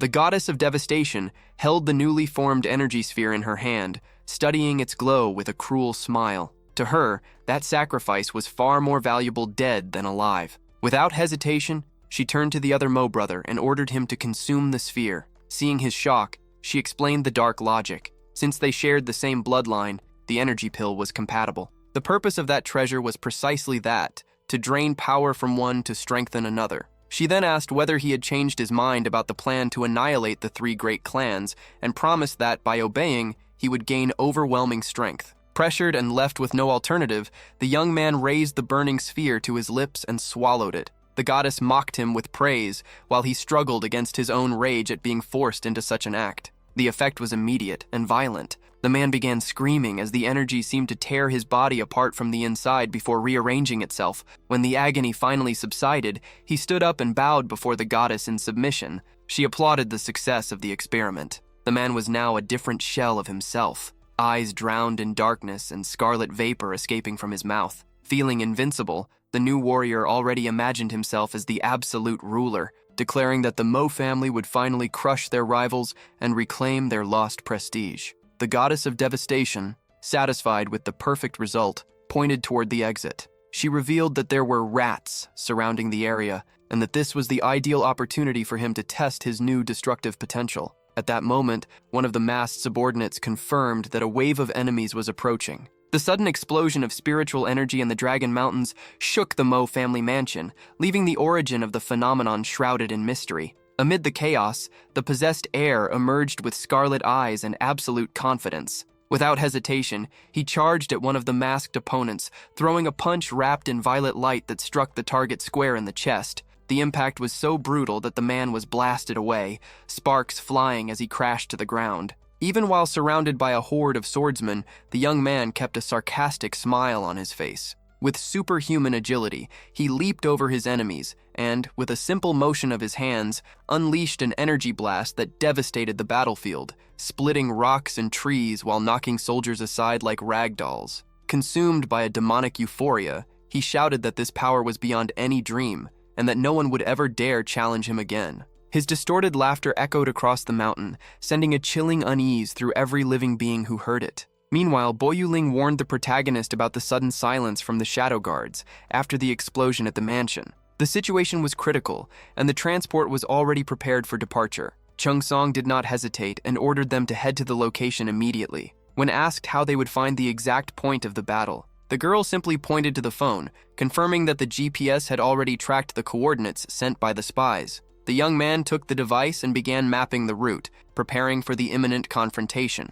As he handed the phone back to the girl, the protagonist told her to hold on tight, leaving her confused for a brief moment. In the very next second, a golden trail sliced through the darkness of the night, crossing the city and forests at an impossible speed. In the blink of an eye, the group had already arrived at the site of the incident, ready to face reality. Under the moonlight, the scene was grim. The goddess of devastation rested atop the ruins, while the scarlet-eyed young man stood guard. Bo Yuling felt a chill run down her spine as she faced Mo Cheng. The energy radiating from him was dense and sinister, something completely twisted. With a mocking smile, the goddess welcomed the newcomers. When Chongling mentioned that the 5 Elements disc appeared to be well protected, the entity confirmed that, as an essential item, she would never leave it unguarded. Overflowing with arrogance, Mo Cheng addressed the young woman from the Bai group, suggesting that, in the name of their old friendship, she could still be spared if she showed total submission. Her response was a silence filled with contempt.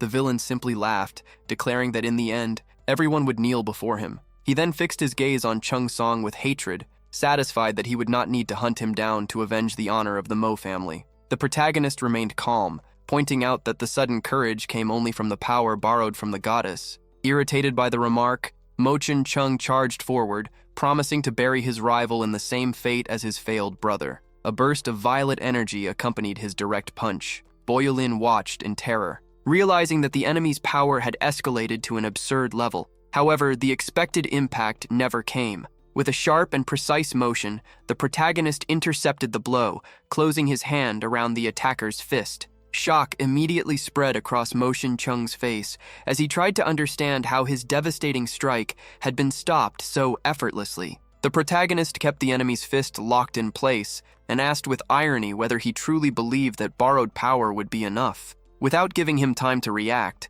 Chung Song revealed in his other hand a golden sphere pulsing with intense blazing heat. In one swift motion, he unleashed the energy toward the enemy. The impact was devastating, triggering a massive explosion of light that hurled Mo Cheng far away. The villain, now lying on the ground and covered in blood, desperately begged his master for help. However, the goddess of devastation watched him coldly, remarking that his body was just as useless as his brother's. She admitted that rushing the fusion of powers had caused instability, making the vessel disposable. When confronted about using dark sacrificial rituals, the goddess merely shrugged. To her, the hunger for power was a universal trait shared by every race in every world. She recalled how many had tried to bring her down throughout her journey, ignoring the piles of corpses left behind in their path. Irritated by the deity's cynicism, Sin demanded that she shut up and die already. The goddess responded with a provocative laugh, mocking the girl's explosive temper. With no intention of prolonging the conversation,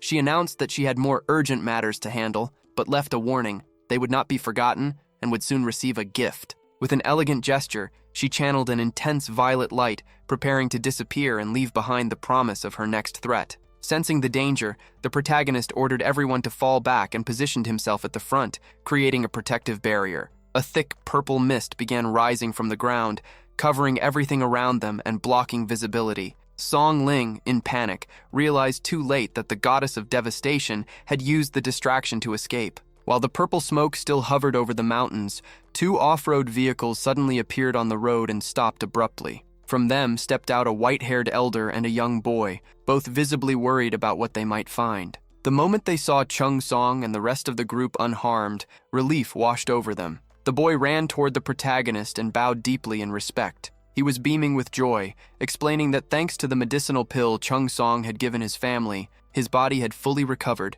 and his strength had returned. Chung Song responded with a smile, reassuring him that his help would always be available and that he was genuinely happy about the boy's recovery. However, the conversation quickly returned to the gravity of the situation. The protagonist revealed to the elder that the Mo family had formed an alliance with a powerful demonic entity. He explained the horrifying technique they had witnessed, using the 5 Elements disc to convert one person's life force into pure energy for another to consume. The old man was stunned. Although he had encountered many dark creatures before, the existence of that demon goddess represented an unprecedented threat. Realizing the area was still dangerous, Chung Song suggested they leave immediately to plan their next steps in safety, pointing toward the city skyscraper rising on the horizon. At Chung Song's refuge, Mr. Bai struggled to process the idea that the deities from legends were real, questioning the direct connection between that reality and the realm of immortals. Fully aware of the seriousness of the threat, he promised to summon the Council of Elders without delay to warn them. The group's concern then shifted to the Goddess of Devastation's next move. Schling warned that with the Five Elements disc still in her possession, the entity would likely spread her forbidden technique, offering corrupted power to anyone willing to pay the price. Their priority was to track her down, and the suggestion was to seek help from those relic specialists, the Coin Twins. Mr. Bai agreed, stating that in addition to mobilizing the elders, he would launch a thorough investigation within the Suo family in search of any trace left by the goddess. With the plan set, the group moved toward the outer courtyard. Chong Lin then asked the young Wu Bao about the whereabouts of the twins they were searching for. Hesitating, the boy revealed that Aunt S had already captured them, and that they were most likely being held somewhere inside the vast Chamber of Commerce. In front of the imposing headquarters building that seemed to dominate the city skyline, the protagonist asked if there was a faster way to cross into the other world. Songling told him to stay calm and assured everyone that she would lead the passage. As they approached, they heard a group of boys talking about breaking their limits and chasing their own freedom before suddenly sprinting off, leaving the path clear for Songling to act. Songling noticed the escape attempt and reacted instantly. While the protagonist watched everything calmly, the girl leaped into the air, gaining height until she caught up with the two small runaways. Carrying the twins, she listened to their excuses as they tried to justify the miscalculation in their escape plan. In a firm tone, Chongling informed them that she had a special mission for them. They would be spared from punishment, but only on the condition that they never tried to run away again, warning that it was for their own good. One of the twins asked if they would be forced to work, but Songling denied it. She explained that an extremely valuable item had fallen into the wrong hands and that their task would be to retrieve it. When she mentioned that they would be dealing with a genuine celestial treasure, the sparkle in the sisters' eyes immediately changed. They became fascinated by the possibility of gaining fame by handling a relic of that level. Songling took advantage of their excitement,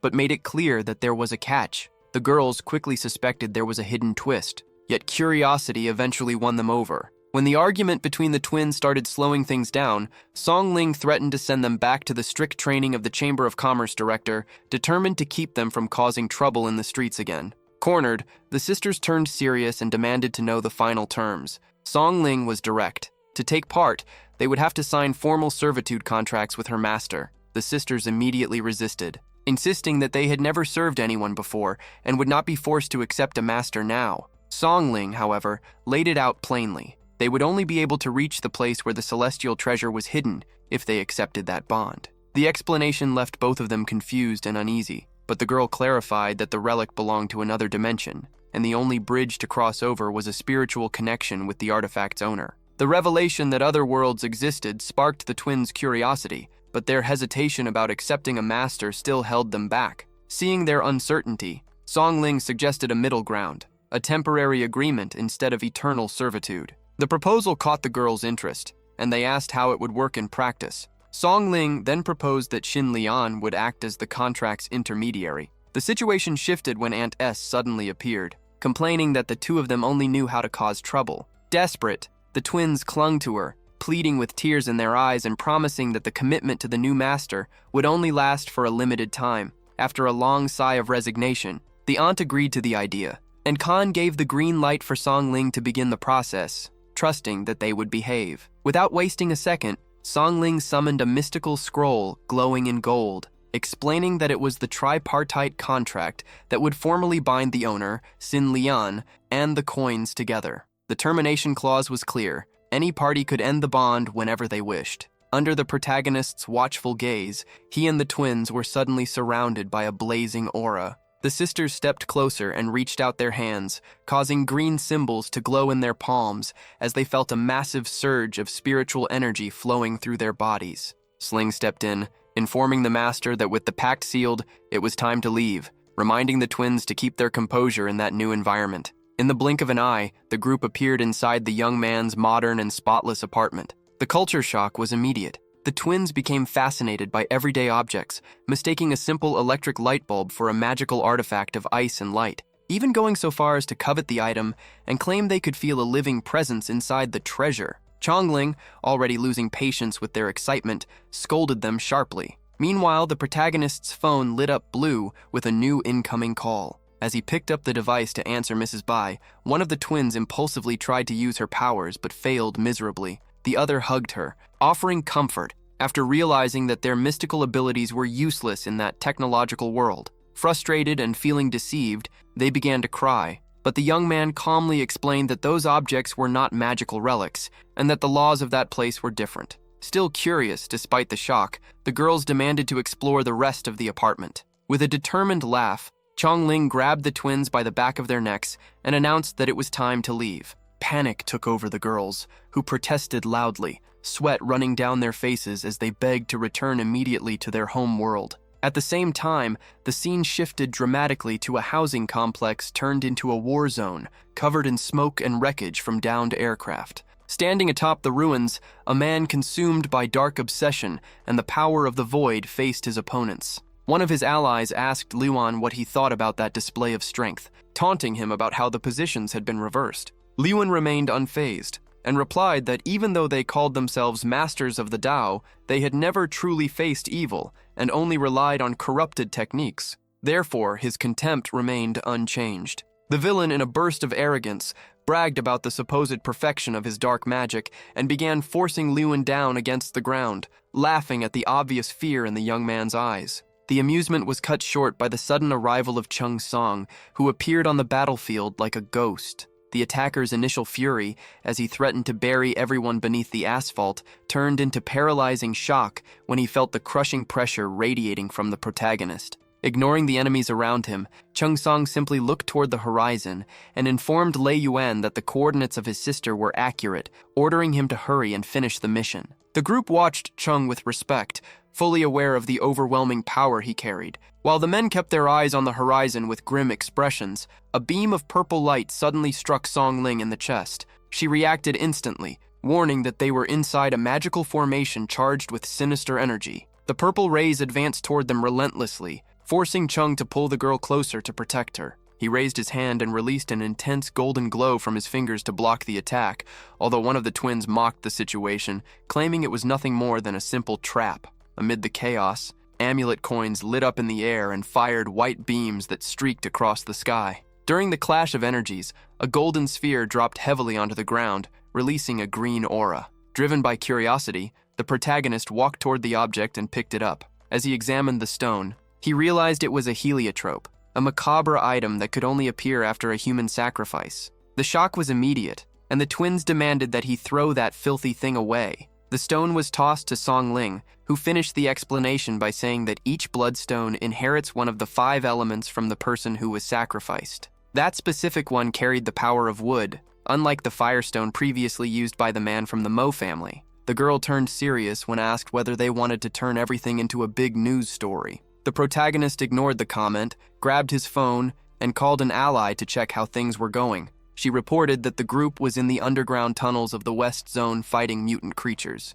Chung Song stepped into the call, warning about the risk of enemy formations nearby and ordering everyone to stay together until they arrived to provide support. At the entrance to the western tunnels, the protagonist stared at the golden stone that seemed to have appeared there through some kind of mystical filter. As he reflected in silence beside Song Ling, he decided to pick up the object again, realizing that this was already the 3rd formation they had encountered along the way. The mood grew heavy when they noticed they were always one step behind the enemy. Song Ling explained bitterly that this was the 3rd family sacrificed in a gruesome ritual to activate the 5 elements formation. The enemy's plan became clearer as the pieces fell into place. They had positioned the wood element in the east, metal in the west, and fire in the south. Only water in the north and the final element remained. Although there was urgency to rush north, Song Ling warned that the ritual was probably already complete and that the goddess of devastation was waiting for them. The real danger was not at the edges, but at the center of the city. The foundation of the entire structure was hidden inside the municipal theater,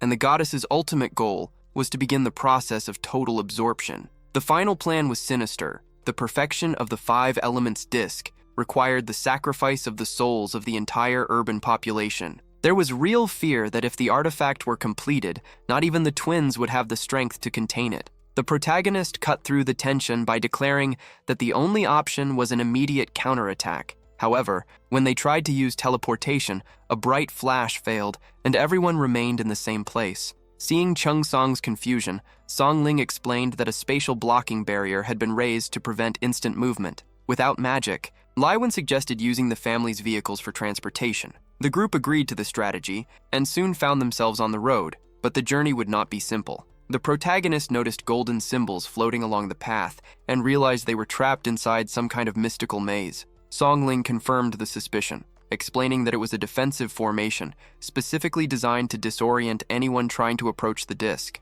After Lai Wen complained that they were just going in circles and questioned what to do next, the protagonist reached into his pocket. When he pulled out his phone, a confident smile spread across his face, as if he had found the perfect solution. He assured his companions that they only needed to follow him because he now knew the exact route. A short time later, the cars finally stopped in front of the imposing structure of the municipal theater. The young man stepped out of the vehicle calmly, leaving Le Yuan behind in shock, unable to understand how he had deciphered the path so easily. With a relieved laugh, he confirmed that they had finally arrived at the right place. As soon as they got out, they were greeted by an enthusiastic girl who asked whether the group had also come to enjoy the show. Chung Song explained that since they were already in the area, they decided to stop by. Curious, she asked how they had managed to get through the mystical maze. The boy revealed the trick. Since the barrier blocked anyone searching for the disc, he simply changed the destination on the GPS to the theater, fooling the formation system. The girl found the idea brilliant and commented that the spiritual energy in the area was extremely high, promising an unforgettable performance with a special finale. Luan was surprised because he believed it was impossible to get tickets to an event of that magnitude. The protagonist, although he had not expected to find the young woman there, chalked the meeting up to fate. The atmosphere turned tense when she mentioned that she had already returned the money she owed, but the man accompanying her did not seem satisfied and began demanding additional favors. Terrified, the young woman panicked as the man tried to intimidate her. The protagonist watched the scene carefully, suspicious of seeing his acquaintance, Sister Lin, in that environment. Before the aggressor could raise his hand against the girl, Chung Song stepped in, grabbing the man's wrist and ordering him to stop the violence. Furious, the man told him to stay out of it and asked if he was trying to play the hero. Even the girl herself, fearing the worst, begged Chung Song to leave, warning that the man was dangerous and part of a gang. Chung Song refused to run, stating that he would not abandon someone who had once helped him. The thug lost his patience and demanded that the boy kneel and beg for forgiveness if he wanted to leave alive. Looking at Song Ling, the aggressor made a disgusting proposal. If the protagonist allowed him to have some fun with his girlfriend for a while, everyone could walk away. Faced with the insult, the young woman simply turned to the protagonist and, in an ironic tone, asked what he thought of that absurd offer. Chung Song wasted no time and grabbed the aggressor's hand once again, returning the provocation with a defiant tone.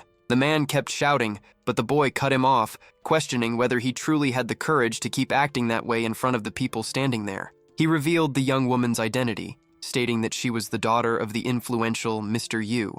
The thug hesitated, staring at the boy with suspicion, and asked whether he really intended to protect that girl just because of a last name. At that moment, the young woman herself stepped forward, confronting the bully and asking if he had anything to say about her father. Confused and cornered, the man quickly changed his tone, pretending he did not know her and claiming that everything had been a huge misunderstanding. With an awkward smile, he apologized repeatedly, took back what he had said about Mr. Yu, and retreated as fast as he could. The girl was confused by the sudden change in behavior, but the protagonist warned her that although the immediate danger had passed, that man could still become a problem in the future. She brushed off the warning for a moment to thank Chung Song, recalling that she had not seen him since the incident at the bar. She was genuinely relieved to see him safe and insisted on expressing her gratitude. Chung Song tried to downplay it, saying that helping a friend was the bare minimum, but she pushed back, insisting that very few people would have had the courage he showed. When she asked how she could repay the favor,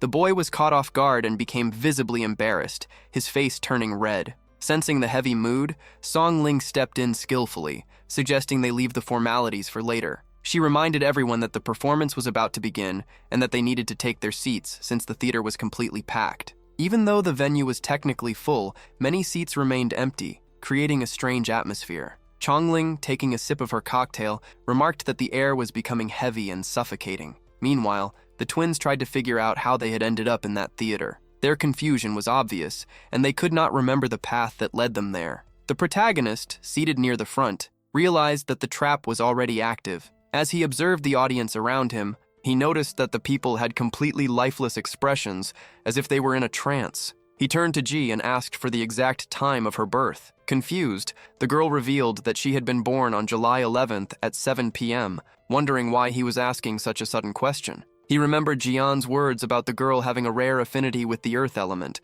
which made her the perfect target for the ritual's experiments. It became clear that the event was not random. The audience had been invited deliberately, and each person appeared to be a strategic piece in the five elements formation. When he questioned Xiao's sister about her invitation, she confirmed that she had received a luxurious bronze card from the manager, puzzled by the fact that the protagonist was acting as if he could predict the future. Jian reinforced that the girl must also have a predisposition toward the earth element, confirming the theory that everyone there had been drawn in for a dark purpose. Before they could even react, the Lady of Devastation appeared on stage. Under an intense violet light and the focus of the spotlights, she faced the audience of children, who turned their heads in perfect sync to look at her. With a cynical smile, the villain thanked everyone for attending the opening of her final performance. The villain abruptly changed her tone, announcing with an ironic grin the arrival of unexpected visitors. The protagonist froze, watching every movement of the woman on stage. In the middle of the audience, panic began to spread. Some men felt sharp chest pains and sudden sickness. Luan quickly identified members of the Liu family among the crowd, while Bo Yuling noticed that the Lin family was also involved. The Dark Pact became obvious. They had sold their own humanity in exchange for power. The goddess of devastation mocked the chaos, treating the suffering around her as part of the show. Two boys, overwhelmed by fear, stood up shouting that they were leaving, but the protagonist tried to stop them, ordering them to remain seated for their own safety. One of them ignored the warning and moved toward the exit, demanding to be released. Before he could take another step, a wave of black energy struck him directly. Shaolin, in shock, murmured that they would never understand the terrible price paid for that wealth. The villain questioned why anyone would want to leave now that the group was complete. With a theatrical gesture, she tossed a crimson amulet into the air. The object began spinning frantically, releasing threads of blood that spread across the space. It was the Five Elements disc, but its aura had been completely corrupted by darkness. Chongling warned that if they did not destroy the artifact immediately, the consequences would be irreversible. Within seconds, the red lines transformed into massive roots that began choking the structure of the theater, trapping everyone inside a deadly snare. Panic swept through the theater. As the crowd screamed for help, the protagonist identified the true nature of the threat. The roots were not just plants, they were monsters. Chung Song reacted instantly, expanding a barrier of vibrant yellow energy. The shield, which looked like it was made of powerful golden liquid, surrounded the group and protected them from the advancing red roots that twisted like living creatures. In the middle of the chaos, a group of men prepared for a counterattack. One of them, holding prayer beads that glowed intensely, ordered the start of the offensive. The tension escalated when one of the young people present insulted the attackers, accusing them of sacrificing innocent lives to gain power. The Queen of Devastation, with open contempt, called the man an old fool and complained about his uninvited entrance. Luan quickly recognized the newcomer. It was the Taoist Xinhai, one of the 5 great elders of the Heaven-Questioning Alliance. Known as one of the 10 most powerful masters in northern China, his presence carried enormous weight on the battlefield. Chung Song asked about the nature of that organization, and the young man explained that the alliance exists to police martial artists and alchemists, ensuring that the supernatural world does not destroy the lives of ordinary citizens. Xinhai wasted no time with conversation. He declared that in the face of pure evil, courtesy was meaningless, and that his mission was to send them all to hell. Under his command, the group of masters initiated an attack formation. An overwhelming golden light began to shine over the theater, colliding violently with the bloody threads that were suffocating the building. The goddess reacted with mockery, comparing the warriors to insects that, although surprising, were incapable of facing absolute power. Taoist Xinhai remained unfazed, and, with his hands charged with golden electricity, announced that the theater was already under the control of his lunar formation technique. He advanced with determination, declaring that no demon would be able to save them from their final judgment. The tension escalated when the seal of the true faith of the living lion appeared. Amid an explosion of blazing flames and yellow lightning, the figure of a colossal lion materialized on the stage. The one responsible for the technique provoked Shinhai, saying he hoped to live up to the reputation of the Alliance's master. The protagonist, stunned, recognized the figure. It was the old man from the Mo family, who once seemed pathetic but now radiated overwhelming power. Le Yuan questioned how that man had become so powerful in such a short time. The elder of the Mo family explained that, thanks to the goddess's benevolence, he now possessed the strength to face the greatest masters in the country. He fixed his gaze on the protagonist, celebrating the fact that the boy was there, which would spare him the trouble of hunting him down to avenge his clan. With a sarcastic grin, he challenged the young man to a direct confrontation. Chung Song remained unfazed and mocked the old man's dog-like loyalty to the goddess. As the red threads continued to sprout across the stage, the villain grew furious at how easily his attacks were being neutralized. He swore those would be the boy's final words and that before the end, he would see him begging for mercy. With his arms crossed, the protagonist calmly asked whether he truly believed that the borrowed strength from his beloved would be enough to achieve the revenge he so desperately wanted. The old man sneered at the boy's confidence, calling it childish and remarking that despite the years, his sharp tongue had not changed. With a calculating look, the Mo family elder advanced. A sudden clash erupted when their hands met, producing a blinding flash that lit up the stage. The villain taunted his opponent, asking whether he really believed he could defeat him with that level of effort. Changing tactics, the old man attempted to seduce Master Shinhai into joining their side. He claimed to respect him and proposed an alliance. If Shinhai joined them, he would reach a level of power beyond imagination. The response came with fury. Honoring his position in the heaven-questioning union, Shinhai refused immediately, making it clear that he would never lower himself to the level of inferior demons. Internally, however, the master remained on high alert. The enemy's previous strike proved he was not someone to underestimate. Determined to end the conversation, the old man charged forward to turn his opponents into new sacrifices for the relic.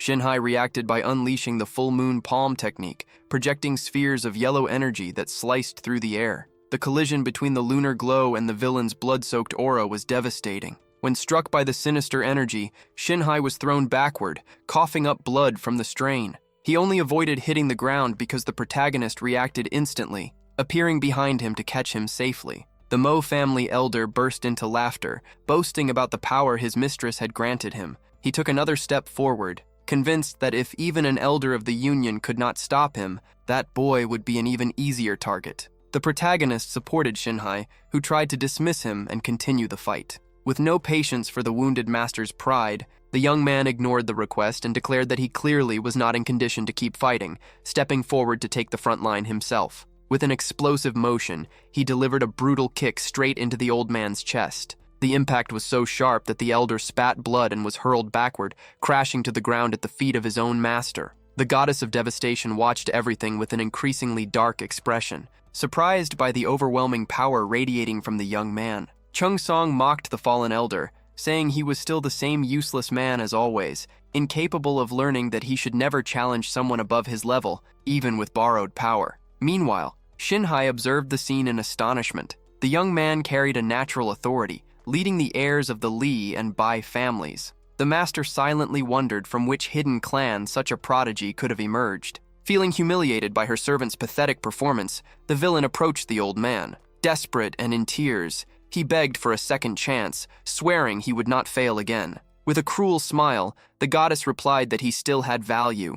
He would serve perfectly as the final sacrifice. Before the elder could react, an explosion of energy reduced him to a lifeless corpse, and the red amulet absorbed his remains, glowing even brighter. Witnessing the cold execution, Chung Sung remarked that killing one's own allies was not the best way to motivate the army of hooded followers watching the scene. He questioned why she had wasted time on someone so weak. The goddess replied indifferently that the old man was merely a disposable tool, useful only for buying a few seconds of advantage against the invading group. The villain knew she needed every second for the ritual to stabilize, since that celestial artifact possessed a wild energy that was difficult to control. Shinhai, feeling the weight in his chest, cursed her, calling her a demon, and swearing that her altar would be shattered by his shattered moon technique. With open contempt, she looked toward the warriors positioned on the ceiling, mocking the excessive confidence of humans and claiming that no amount of training would ever be enough to restrain her. The crimson glow intensified, and the group prepared for the entity's imminent advance. Screams of pure terror echoed as the blood roots began consuming the men around them. However, Chung Song's yellow shield reacted, releasing golden sparks that attracted and neutralized the red threads. Shinhai watched in shock, unable to believe that the enemy formation was being challenged in such a way. While the protagonist and the girls kept their eyes on the sky, beams of multicolored light shot upward, tearing through the darkness. The goddess of devastation smiled, announcing that the sacrifice of her followers had served as nourishment for the awakening of her child. From within a mist of blood, a female figure in a yellow dress with spiral-shaped hair emerged, radiating an overwhelming presence. Songling recognized the object immediately. It was the Yuanjing disc, the core of the 5 elements. Shinhai stood speechless upon realizing that they were facing a celestial treasure spirit, a legend that few had ever believed was real. Drunk on the thrill of victory, the villain declared that the entity was now her perfect puppet and gave the final command to attack. The goddess of devastation unleashed her full barrage of red threads against the newcomer. The girl in yellow, trapped in a trance, let out an agonizing scream as her eyes burned with mystical fire. The protagonist rushed forward to break the connection, but the entity released a massive shockwave straight at him. He tried to channel his spiritual energy to neutralize it, yet the pressure was so overwhelming that the girl's projection looked as if it were about to shatter. The villain burst into laughter, clearly delighted with her new toy. She controlled the entity through the bloodstrings, keeping it under absolute command. Watching from above, the protagonist quickly decoded the plan. The goddess was not feeding the disc's spirit to strengthen it, but corrupting it in order to absorb all of its ancestral power. Rising into the air, she declared that the show would go on and that she would not tolerate interruptions, tightening her grip even further around the girl in yellow. Songling acted strategically, ordering the elder to maintain the defensive barrier while calling the twins to join the attack. Shinhai hesitated in the face of the danger, but the boys were already surrounded by a golden aura, ready for battle. The enchanted entity, wielding a spiritual blade, charged toward the protagonist, but Songling intercepted the strike with flawless precision. United in a formation of light, the group began pushing back the demonic mist. In the middle of the clash, the girl bound by the red threads seemed to regain consciousness for a brief moment. The haze in her eyes faded, and when she saw the protagonist, she softly whispered his name, Tai. The boy locked eyes with her, realizing that the entity's true consciousness was still there, fighting desperately to break free.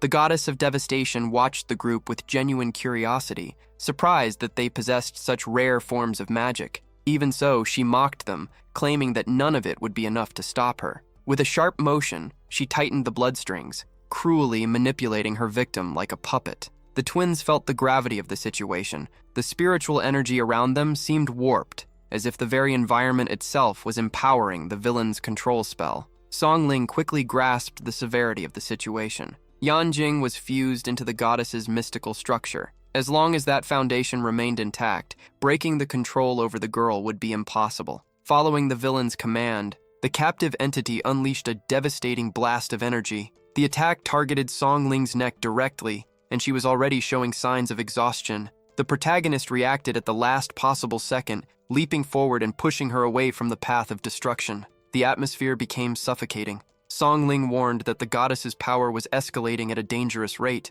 fueled by the amulet that now glowed while wrapped in red webs of pure negativity. Violet beams began leaking through cracks in the theater, spilling into the streets and passing through walls. The effect was immediate and devastating. Their allies staggered, clutching their heads from sudden migraines and struggling just to breathe. Jian warned that the spiritual pressure had reached critical levels, with sinister forces converging from every direction. In the middle of that oppressive haze, a barrier of mystical glass suddenly formed in front of the group. Before they could react, a blue flash sliced through the darkness. A blade of pure energy, shaped like a sword, shot forward at incredible speed, tearing through the air toward the center of the conflict. The sword cut through the darkness like a perfectly aimed projectile, crossing the distance at unbelievable speed. As the entity controlled by the red threads lunged toward the protagonist, the bluish blade was already just meters away. The boy entered a state of maximum alert, trying to understand the origin of that weapon, while the villain murmured that she recognized the energy. Luan quickly identified it, the legendary stone sword of the Jie Pavilion. Shock spread across the battlefield, since rumors claimed that not even the pavilion's leader possessed the power to awaken it. The protagonist realized that this was their only chance to destroy the formation. Without hesitation, he leaped forward and grabbed the sword's hilt. which immediately responded with bursts of blue lightning. With a precise motion, he hurled it upward. The goddess of devastation mocked the attempt, asking how a weapon from the mediocre world of an old thief could possibly harm her. Yet the blade kept rising, illuminating the entire theater with a celestial glow. Aware that time was running out, the young man poured his entire essence into the sword and commanded the final strike against the villain. A colossal blue lightning bolt crashed down from the ceiling, striking the heart of the demonic energy. The resulting explosion was so violent that the ground shattered, sending chunks of debris flying in every direction. On the horizon, the full moon seemed to shine in response to the pillar of blue light that now connected earth and sky. Shinhai stood speechless before that display of raw power, while Lewin admitted that not even the clan leader could perform such a destructive feat. Amid the blinding flash and the remnants of red flames still struggling to survive, the girl in the golden cloak closed her eyes, feeling the impact of the energy that was changing the course of the battle. The entity let out a faint laugh as the twins regrouped. Without wasting time, they combined their strength and unleashed a concentrated blast of energy toward their opponent. Upon impact, the girl in yellow shut her eyes and began falling into the void. The protagonist reacted instantly, forming a yellow sphere and launching it toward her as she dropped through a swirling storm of colors. He reached her just in time, catching her in his arms, and declared that the enemy formation had finally been annihilated. The hero called for Jing, who stepped forward immediately. Knowing the area would soon turn into a scene of destruction, he ordered her to escort Ji, the veteran Shinhai, and the others to a safe refuge. Jing carried out the command without hesitation, guiding the warriors and urging everyone to gather close for transport. Before they departed, Jai and Song Ling showed their concern, asking the protagonist to be careful. With a confident smile, he assured them that they would meet again soon. Shinhai, showing a level of respect he had never displayed before, thanked them for the help and apologized for his earlier arrogance. He promised to seek reinforcements from the Celestial Interrogators Union and then departed. Meanwhile, Jing activated the mirrored connection technique. Seated in meditation, she caused multiple mirrors to appear around her to investigate what was still hidden within that dimension. The goddess of devastation, feeling the weight of her partial defeat, muttered that the strike from that divine sword hurt more than the very birth of chaos itself, admitting that her power was still limited. Song Ling observed that if such a legendary weapon was present, then Pangu himself must be hiding somewhere in that world. She deduced that the deity's spiritual form could only remain there thanks to the remnants of energy from the formation that had just been destroyed. At the center of the ruins, the goddess stood among the fallen bodies, with purple lightning leaking from her open wounds. The villain cursed fate, unable to believe that a treasure of such magnitude had been hidden in a place so insignificant. The presence of her former ally's weapon proved that the Yuan world held deeper secrets than she had imagined. It was a bitter irony. She had devastated entire galaxies in search of that object, only to watch it appear and vanish before her eyes before she could claim it for herself. With a cold smile, she admitted that the group had impressed her by summoning one of the 3 legendary bodies she had been pursuing. Song Ling fired back sarcastically, suggesting that since they had made her job easier, they deserved proper thanks. The goddess responded bluntly. The only reward they would receive was a swift execution, especially for the one who carried Tai's essence, whether he was a reincarnation or merely a successor. The young man raised his blade firmly, reaffirming that his name was Chung Song and that he needed no other title to face her. The deity's patience finally ran out. She declared that she had intended to have fun with them, but now she was furious and planned to dissect their souls the moment she eliminated them. After all, Chung Song was the first immortal master she had encountered since her awakening. Meanwhile, Song Ling questioned the entity that had just been freed about the structure of the enemy formation. The answer was unsettling. Most of the collected energy was not there. It was being drained to some deep point underground. The goddess of devastation confirmed the suspicion. Even with the ritual interrupted, half of the energy had already been secured, and the rest would be harvested by her servants. As she raised her hands, the surrounding corpses began to glow in shades of purple, melting as if consumed by lava, while their bones twisted into a grotesque mass. Faced with that horrifying scene, Chung Song called her pure evil for not sparing even the dead. The girl, wrapped in red and violet lightning, prepared for the final strike, remarking that it was time to introduce herself properly,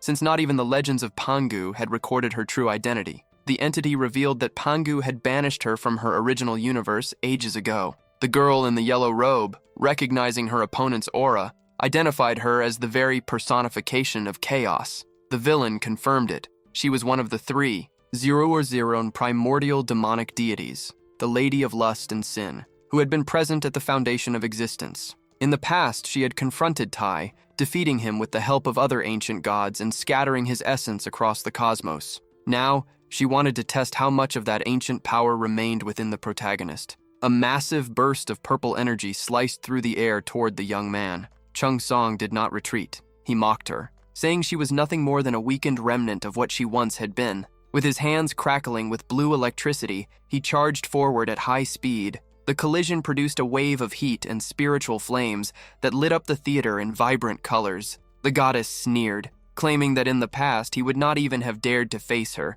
let alone attack her. Song Ling acted from the rear, projecting a massive golden dome to shield the protagonist from the villain's assaults. She held the barrier steady, reinforcing the protection as the battle intensified. At the same time, the girl in golden robes, furious for having been manipulated, commanded the goddess to disappear and fired a pillar of solar light straight at her. The goddess of devastation spread her arms, floating calmly to receive the impact and prepare her final counterattack. A colossal shadow rose behind the villain, who watched the protagonist with sadistic curiosity, mocking his rage. Without wasting time on provocations, Chung Song activated the Liuge sword formation. Hundreds of icy blades sliced through the air in every direction, surrounding the goddess with terrifying speed. For the first time, fear echoed in the woman's scream as she felt the crushing pressure of that attack. The hero surged forward like lightning, throwing a direct punch at his opponent. To defend herself, she manifested a shield of pure, black,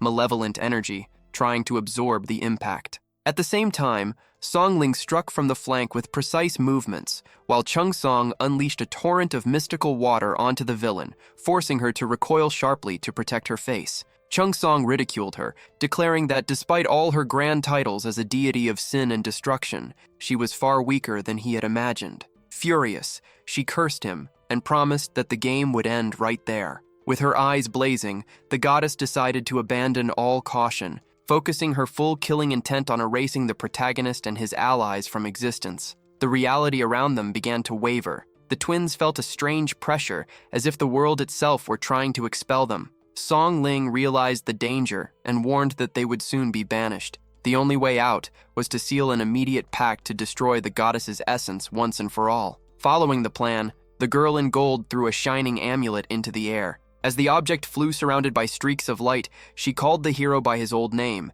but he quickly corrected her. Now, he was simply Chung Song. With determination, he grabbed the artifact, feeling the golden power pulsing in his hands. The amulet pulsed in Chung Song's hands, releasing waves of energy that illuminated the surroundings. Positioned right behind him, the entity urged him to invoke his maximum power. The young man proclaimed the unification of the primordial forces, declaring that water, fire, metal, wood, and earth would now become one under his command. A majestic halo appeared behind his back, turning him into the center of an overwhelming golden phenomenon. While the theater trembled, the scene shifted to the imposing headquarters of the union that questions the heavens. Shinhai strode through the corridors with long, urgent steps until he reached the main hall. Upon finding Elder Yue, he reported the demonic threat at the theater with urgency, demanding that the leader be notified immediately. Sitting calmly, Yue downplayed the problem, stating that he would resolve the situation without making a scene.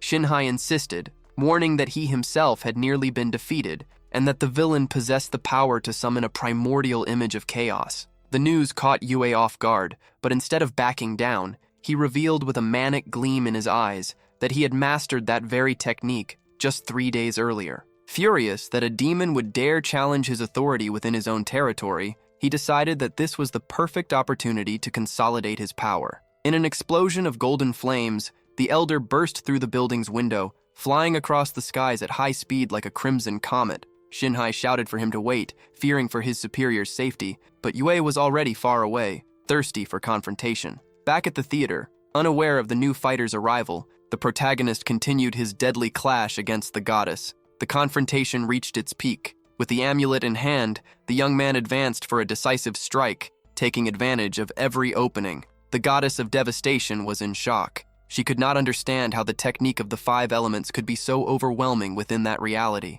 Even cornered, the dark entity protecting her manifested itself, rising higher and taking shape behind her. Watching the scene, old Yue let out a mocking laugh. He taunted the goddess, claiming that he had expected a threat of a higher level, something truly monstrous. Her response came loaded with fury, insulting the elder and promising that on that day, the leader of the union and all who dared to challenge the heavens would be dragged into the abyss. Noticing the presence of a new opponent, the goddess demanded his immediate withdrawal. Without hesitation, she unleashed a blast of dark energy. The impact was brutal. The man was hurled violently through the air, crashing into the ground with tremendous force. As he struggled to understand the source of such overwhelming power, the goddess approached with a sadistic gaze, ready to finish the job. The villain prepared her next move, but something stopped her. Her teeth clenched in frustration as she felt her spiritual flow falter. Her energy was draining rapidly. Sensing her exhaustion, the protagonist smiled and questioned her sudden distraction.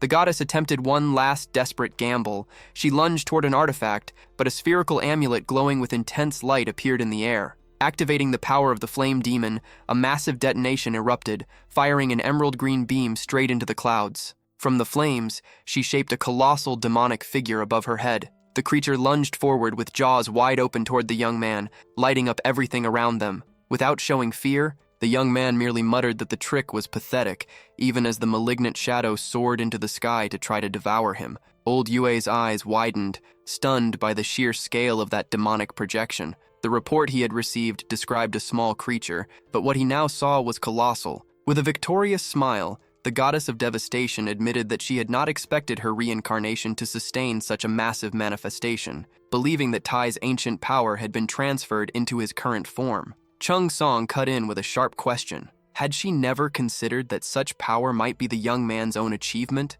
rather than something inherited from others? The goddess dismissed him with a sneer. In her eyes, without the blessings he had received, that boy would be nothing more than an ordinary, insignificant mortal. The protagonist ignored the insult and moved forward. He challenged the goddess's narrow perspective, and with his hands pulsing with blue electricity, launched his assault. Drawing upon the key of the 5 versus sword, he fired a devastating burst of energy comparable to the blast of a heavy weapon. The young man closed the distance at high speed, aiming directly at the giant demon protecting the villain. As he approached, the young man taunted her, remarking that the creature seemed far too weak to serve someone with such an imposing title. The goddess began to question whether she was truly losing her stamina as she watched the shockwave surge forward. The demon, enraged, roared and prepared its fists, but the protagonist noticed something strange. The creature was actively draining his spiritual power. Taking advantage of the hero's moment of confusion, the goddess of devastation re-emerged with confidence. She asked whether he was disappointed in his own performance and suggested that the fight might become more entertaining if he brought reinforcements. With an elegant gesture, she caused a pink flower to bloom in her palm. The petals detached and, in midair, underwent a bizarre mutation, transforming into a horde of hungry demons with glowing eyes, ready for slaughter. The new creatures appeared with pale, translucent light shining from their eyes, wielding whips made of energy. Without hesitation, the demonic servants leapt into the attack, swinging their weapons at Chung Song. The young man remained focused and manifested a radiant halo behind his back, surrounded by rings of blazing flames. He charged through the inferno, concentrating energy into his fists for a counterattack. With an explosive motion, Chung Song unleashed a storm of massive, gleaming blades that tore through the air. The barrage of steel struck the bloodthirsty horde head-on, triggering a large-scale detonation. Yet within the smoke, an even more sinister force emerged and rushed toward him. The young man did not retreat, diving straight into the center of another explosion of malignant fire. Meanwhile, positioned atop the municipal theater, old Yue attempted urgent contact with the union's leadership. Amid the chaos, a voice echoed inside the hero's mind. Chung Song asked Songling whether the group was safe. She confirmed that they had managed to return to the world of the 9 Islands, but warned that the place had turned into a full-scale war zone. The ground began to give way and shatter, hurling rocks in every direction. From the epicenter of the destruction, a colossal hellfire beast rose up, roaring with fury. The goddess of devastation watched the scene with scorn, asking if he enjoyed the gift. Chung Song stared at the monster, processing the situation. Had she really summoned that thing? A troubling thought lingered. Was it possible that another fragment of her soul was hidden inside it? the scene shifted to the chaos in the world of the Nine Islands. Gripping his blade, the protagonist made it clear he had no time to waste.